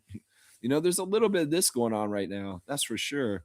Yeah, Kareem's saying people are saying it was such a bad game, but to me, this was one of the best games I've watched all season. I guess I'm a throwback to the 90s. No, old heads loved it. And people from around other parts of the NBA loved it too. It's not just us. It's not just us on this channel. There were people around the NBA that really enjoyed the style of what we did yesterday, even though it's not the current NBA kind of thing at all. The 3-point shot kind of thing. Yeah. Yeah. A lot of people liked it. You'd be shocked. In the comment section, I've seen it on the highlights and the interviews. A lot of people were saying this was an ugly ass game, but it was one of the best games I watched this year. Same thing that you just said. Is really they believe that. Not just Raptors fans. There's NBA fans that are thinking this. Shed too. Man, what a defense. And that fourth was something else for sure. Uji Bougie saying we technically broke a record for the shot clock era, 3-point era for the worst field goal percentage in a playoff win. True grit and grind. I know some people would be like, that's embarrassing, but I'd be like, no, that's a badge of honor. That's like kind of a pretty cool, kind of interesting thing that happened. Seriously. KT saying Chev always said that Mitchell will win you 2 games in a series, but he will also lose the series out of 7. That shit is so true. We'll just have to see. They are pegging Donovan with James as playoff chokers, that both of them are notorious playoff chokers. There's a lot of people saying that today. A lot of people. Uji Bougie saying they said something like 1969 was the last time somebody had a lower field goal percentage and a playoff win on the broadcast. That's generational talent and effort. That's magic and passion. That's heart. That's energy. That's an energy win. That's an energy win. That's not by talent or grace. That's not by execution. That is by going through failing, and just keep going, running into that wall. That's what that is right there, man. That's what it is. It's like DZ saying this. The crowd was off the chain. Those defense chants were intense. The D was reminiscent of the 2019 team. CMB is just wow. Yeah, man. I just feel honored and privileged to be able to get to the game yesterday. It was very much worth the price. I paid a bit more than where I usually pay, where I sit, but it wasn't as crazy as some of the other people were paying. So I feel very fortunate. It was money well spent because the experience and the being there was just, oh my gosh. And Adriana said the same thing. She said the same thing. Slug Deezy, respect, man. Yeah, we got bring it every time. Whoever's going to the game on Friday, they need to do it again. That's right, because there will be a game 6 in Toronto on Friday. That's right. Stargate saying, man, Chev is a snake. I don't trust him anymore. I used to, but he's been in some bullshit lately. I believe he is usually under influence when he makes these videos nowadays. So you think he's a little fucked up when he's doing it? Yeah, could be that he thinks he's more loose when he does that. Who knows? Either way, I haven't watched Chev in like 5 years, but I wish him well. I hope that he's being a good, positive influence on Raptors Nation. That's the one thing I want him to do. That's the one thing I want him to do. Yeah. Troy Henry saying, man, you're a true fan, bro. I see passion and care, man. Yeah. I'm sorry if I broke down earlier. I'm crazy, man. Like, seriously, this is this, man. There's a reason why I've been doing this channel for so long. Stargate saying Chev doesn't realize he has people who listen to him who are as astute in basketball knowledge as he is, and probably more. He acts like he is the be all end all of just knowing. Yeah, that's not a good way to be. The smartest person in the world knows they know nothing. And that's the most important way to be, is to be able to learn at any moment, because there's lessons to learn all the time. Trust me. And if you're just like, I know everything, I can't learn anything, you're shutting yourself off from new knowledge and growing as a person. Kaloy saying Bobby and Masai drafting is showing its true worth now. We're drafting winners for playoff purposes. I know. I never get the storylines when people diss our front office and think they've been failing since 2019. You're idiots. And everybody who said that, you nephews, you're going to have to come back around and apologize. We'll get the apology forms out for Bobby, so you can apologize to Masai and Bobby for saying they were washed after the championship and they ain't done nothing good with this team. Bullshit. We got Brandon Ingram in a trade, and we've drafted Jacoby Walters, Scotty Barnes, Colin Murray-Boyles, Jamal Shed. Yeah, Jamison Battle, undrafted. Come on. You tell me our front office isn't doing a good job. You're an idiot. You're an idiot if you think these guys haven't been doing a good job. Stargate saying Chev acts like that because he's from New York. He knows everything, and he knows more about the Raptors than those of us from Toronto and been here with the team since inception. He doesn't know more than us. No, he doesn't. Has he even been to Toronto? Has he ever been in Scotiabank Arena? Has he even felt that energy? No, he hasn't. He doesn't know what he's talking about. G saying this, Colin Murray-Boyles, CM Beast has a Kawhi-like personality as far as not getting too high or low, just steady and focused. Yeah, I'd say he's a little bit more intellectual than Kawhi. You know, there's a certain level of intelligence in some of the things, because he really learns quickly, really, really learns fast. So, yeah, I don't know. I mean, I get it. The defensive stuff. Sure. Fiercely saying Lex with tears of joy. Amazing. Fantastically ugly as fuck. All right. This is a thank you for a subscription. Before I leave this earth, I'm going to see to it. Oh, this is the guy who likes that. Okay. Yeah. All right. I'm going to hide that user. Thank you for the subscription. You're just going to the dumpster pile now. All right. There we go. He really cares about Brittany Griner. You know, she plays for Connecticut. That's where she plays now. You got to go to Connecticut for that. Yeah. Get arrested in New England. At this point, I trust Darko fully with the rotations. He figured something out with that game too, and it's been working ever since. Yeah, I think the team as a whole has been figuring out the Cavs a bit more, and the Cavs are not figuring us out in return. I don't think they can figure out Colin Murray-Boyles. Like, how do you figure that out? How do you do anything to stop what he's doing? How do you figure out Scotty when he does what Scotty's doing right now? I think they're cooked. I think that they're in trouble, and they're kidding themselves that they think they're going to win 2 of the next 3 games. Yeah, we're going to see it. Hopefully we win game 5, and then everybody's going to say, oh, they're cooked. There's no way they're going to go to Scotiabank and beat the Raptors on their home court with that crowd on Friday night. That's the way Darko should set it up for them, man. That's the way he should. Stargate saying Cavs fans are such simps. I told you guys the mistake Cleveland made was trading Darius Garland for James. I disappear in the playoffs. Harden.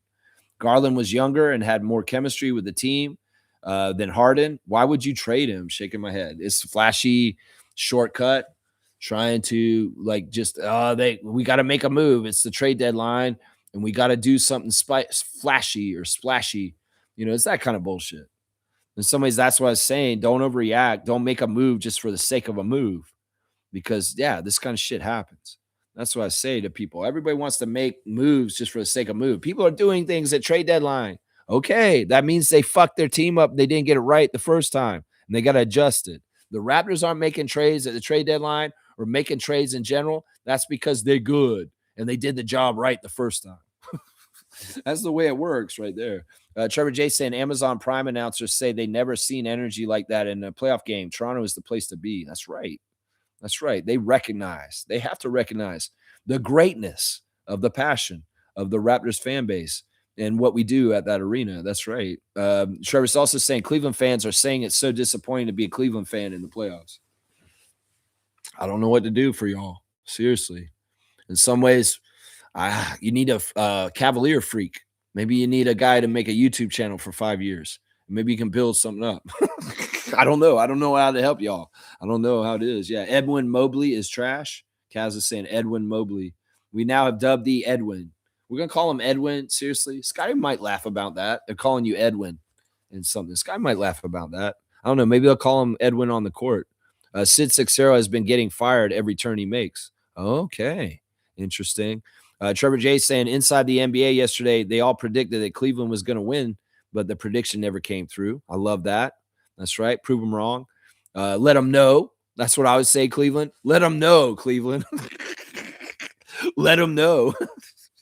UC's here. Good to see UC. Seeing Scotty emotional after the win was my favorite moment yesterday. Also, so thankful Darko is our coach. Yeah, I love seeing Millie at courtside with Alyssa and Scotty's mom. Scotty's mom was down at front, right? Oh, so happy, just beaming with pride. Yeah, it's just a beautiful thing. Yeah, this is the stuff, Scott. This is the stuff.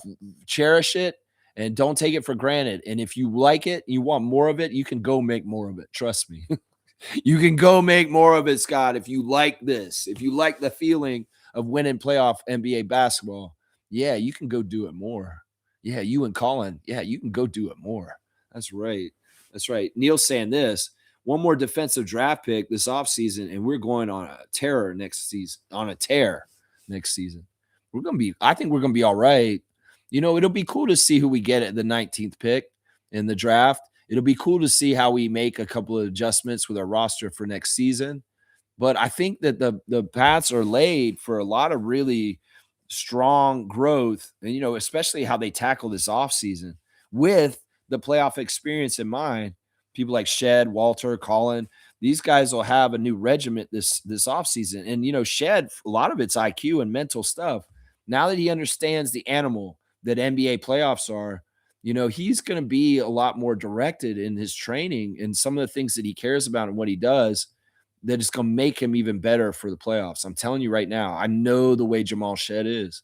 And this is going to totally orient his whole entire offseason regiment to have certain strivings to do certain specific things and skills to be even better for this atmosphere that he's feeling these last couple games. I'm telling you right now, this is going to be a really big deal. And once again, let's not necessarily look for other people outside to come save us, although Colin is saving us as a rookie right now. But look at the overall uptick for each of our young players as they grow and develop in the rebuild. That's how we get higher in the standings. That's how we get closer to the championship. Is the young guys are going to get better because they're young and they have room to grow, is what I'm saying. It's right there. Yeah. Yeah, we're a terror right now. That's right, Seymour. That's right. We are. Neil's saying, no. We're not a terror now. This is just the tip of the iceberg. Cash money, baby. All right, Seymour saying, am I my brother's keeper? Yes, I am. CMB, we all got New Jack City. Yeah. Wesley Snipes. Yeah. All right. Neil's saying Harden spending his spare time by the strip joint at the airport. Is that documented? Or is he at Brass Rail? Is he at For Your Eyes Only? Do. James sitting over there. He's got that plate of wings over there. For your eyes only, James. At the strip club. You're enjoying all the naked titties and you're eating some wings as pretties. Only for you, for your eyes only. Fillmore's, I don't know. Where is he at? We got to find him. Let's see. Trevor's saying after that win yesterday, Darko was very fired up. Yeah, man, it's a good win. And I like that he just walked off the court. There's a mutual respect between Atkinson and Rojakovic. And it's cool. It's all cool. But this is a series. And in some ways, let's not make nice after a game 4. We'll just wave and say hi, and we'll turn around and we'll walk off the court because there's still games to be played. That's right. Fiercely saying, I hate reading these Scotty's not beating the allegations comments. I get sensitive. They irritate me. Could be towards a player from another team or any human being. It highly annoys me. Well, in the first place, we got to ruin this stigma about the autism or anything like that. You know, people can be very, very capable, and there's a range. Yeah, you know, in some ways it's just haters. And one of the things I said about Scotty when he was first starting the NBA, he has haters, and well, all the greats do. Kobe Bryant had haters. LeBron James has haters. There's just haters. Michael Jordan had haters, and well, it's a good sign when Scotty has haters. And the worst thing they can say about him is this kind of shit. Yeah. Yeah. In some ways, you got to look at it that way. This is actually maybe a plus for him. If this, you know, the allegations are true, it might be actually a plus. Seriously. Trevor's saying this. Shed said that lots of people was not expecting them to be in the playoffs even to do this. Yeah. Yeah. They know they kept note of what people were saying all season, all the different junk. That's right. Kareem saying, I don't listen to Chev anymore either. I've seen his true colors since the Knicks started making some noise. Well, he's just reverting back to his natural fan devotion. And that's the New York Knicks, being a guy who lives in New York. Knicks aren't as good. Well, he's going to come and hang out with the Raptors for a little while in Raptors Nation. Well, this makes total sense. The man bleeds orange and blue on the inside. He was just faking as a purple and a red guy for a while. Just for a little while, he was doing that. Just for a little while. Fiercely saying, I'm going from Raptors in 5 to Raptors in 6. Same result. W Stream fan. We have to do it because they won 2. So there's no possible way either team can get it in 5 at this point. It's either going to be 6 or 7. That's for sure. Stargate saying this. Darko, if you're watching, keep letting the guys go at those so-called bigs of Cleveland. Let them prove they are at the defensive juggernauts. They are not the defensive juggernauts the league pushes them as. You're going to have to blog me because I'm coming in there. Yeah. Like I said, strength over length. Bump them all the way and go ahead and dunk it. That's what they've been doing. They'll allow them to push off. RJ pushing people off and getting them out of the way. It's the playoffs. The physicality is allowed. In the regular season, that might be called an offensive foul. But nah, this is a physical thing. And if the refs are going to let people play physical, well, we're going to bully ball y'all in the paint because that's what we need to do. Kareem saying the Cavs remind me of that movie, Tu Wong Fu. Thanks for everything, Julie Newmar. Just some grown men disguised as women. Okay. I mean, we don't have to do this. We don't have to genderize things or say anything like that. There's strong women that play basketball and they're in the Toronto Tempo. We can't do this anymore, man. Come on now. We have to be woke to this. You can't be making the allegations that women are weaker because we're not doing that anymore. Marina Mabry's in town now. And we got to run with the tempo. We ain't doing this gender roles, sexualization of weak sex and all this bullshit. Women are just as strong as men. And I truly believe that. Seriously, I do. They have babies. So we're saying this. James has the VIP under lockdown. Yeah. Well, we don't know where his home club was for the last week when they were in town for the 2 games with us. They're back in Cleveland now. Neil's saying we don't have those Magic City wings, but we have enough to make Harden sleepy. Man, in some ways I like James because he's kind of a character, but also at the same time he annoys me too. And in some ways it's because of his potential and what he's kind of done. All right, let's go ahead and do a Raptors Redditor of the day. I don't think I actually picked one, so I'm just going to pick one on the fly real quick. Yeah, let's go ahead and do this. It's Sev, the Pascal Siakam fan, and he wants to say respect to Donovan Mitchell for checking on the fans he's landed on after the game. So it's just basic decency, but that's increasingly rare these days. So I feel it deserves shouting out. Yeah, Donovan Mitchell, I got respect for you for that. You know, honestly, I am getting more respect for him from this series. You know, I don't think he's a playoff choker like James, even though people give him that tag. I think he's a very good player. In fact, you know, in the past, I said, well, I don't want the Raptors to get Donovan Mitchell. And people told me, oh, you're crazy. We should get him. He'd be an amazing offensive player for us. And seeing him against us in this series has made me respect him more. Let's just put it that way. But there's a respect on the court with the way he plays and then respect for a human being. And I appreciate Donovan for going in and checking on those people like that. He didn't have to do that. And that shows a lot about his character and who he is. So salute to Donovan Mitchell. And also to Raptors Redditor of the Day, Sev, who's a Pascal Siakam stan. Yeah, that's awesome. I love that. I love that so much. That's all around good sportsmanship. That's fantastic. That's right. Let's see. What are we doing also here? Let's see if there's any breaking news coming out of the words about what's going on around things. It looks like I do not have any breaking news right now. Let's see. Let's do the birthday. Happy birthday to Zendon Hamilton. Zendon Hamilton of Floral Park, New York, has turned 51 today. Zendon Hamilton played for the Raptors for 1 year. He was on the team for 3 games. He scored 2 points per game, and he was on the team from 2002 to 2003. So 3-game Raptor, Zendon Hamilton. Happy 51st birthday. That is our birthday of the day. Let's see what else we got. We got to do the classic card. Let's go ahead and do that. Yeah, we've done a lot of talking today. We've gone over this game pretty extensively, so we should wrap it up before 3 hours. All right, we'll do this. It's the Cavs, so we'll put a Cavs card up, and we'll see who knows their classic Cavs. Here you go. Here is the card of the day, classic card of the day. Who is this classic Cavalier? This should be pretty easy to most of you guys. Our old heads should know who this is right away. That's not right, Stargate. This is not Mark Price. Great stream and great win. Thank you, UC. Yeah, thank you for that. And yeah, I enjoy doing the stream with you guys. And of course, it's great to talk about a win. That's right. Shannon Sharp and Ocho put a video 3 hours ago. The title says they do not trust James Harden and the Cavs to close out the Raptors. That's right. That's right. There you go. That's wrong, actually, Smooth Brown Man. The first name is wrong. So I'm not going to give it to you until you get it right. There you go. Stargate seagulled it. That's right. It's Craig Elo, not Greg Elo. Craig Elo. That's right. He's the one who Michael Jordan hit that shot over. And when he went, when Michael Jordan went, yeah, you guys know that. It's the big shot. Yeah, Craig Elo. Craig Elo. I thought his name was always kind of cool. Elo. What a cool name. Craig Elo. Yeah, technically, Stargate got in first. I see you, Slug DZ. You're right behind. And sorry, Reggie, I can't give you Greg Elo. Greg Elo. If that was your spell correct, well, it was the problem. So Craig Elo is the card of the day. I'm not going to give a whole lot of points for this, but Stargate gets it. I'll go ahead and give you 100. 100's fine. 100's good.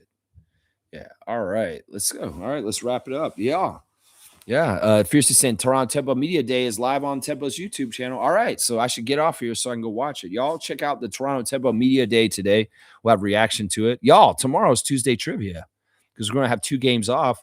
And, be ready for your trivia tomorrow. I think that Adriana is going to write the questions for today. She's going to try it. Trivia commissioner wants to give it a shot, writing the questions. So I'm going to try and help her write the questions this afternoon. And we'll have trivia for you guys tomorrow morning, 9:30 a.m. Tuesday, Raptor Freak Tuesday trivia. So bring your trivia hats tomorrow. We're going to be playing trivia. So be ready, Fiercey, Slug Deezy. Yep, the 2 leaders at the top of the trivia list. So Tuesday trivia tomorrow. Be ready. All right, I'm out. My stars of the game for yesterday's game: Colin Murray-Boyles, Scotty Barnes, Brandon Ingram, Yaka Pirtle, and RJ Barrett. Just very much a fray, an ugly game. A game for the ages, a game to always remember. Yeah, this is the one, some people came to that game and had their first memory of a Raptor game or anything like that. It was special. Memories were made, and the Raptors won, and it was just a fantastic, awesome game. It was so awesome to see my friend Doozy, the usher at the game. It was great to interact with the people sitting around me. It was great to interact with Alessandro, the assistant for Sandro Mamukelashvili. It was just great to have the atmosphere and see everybody in the arena and feel it all over again. Because, man, that place is special. It is my favorite building in the whole entire world.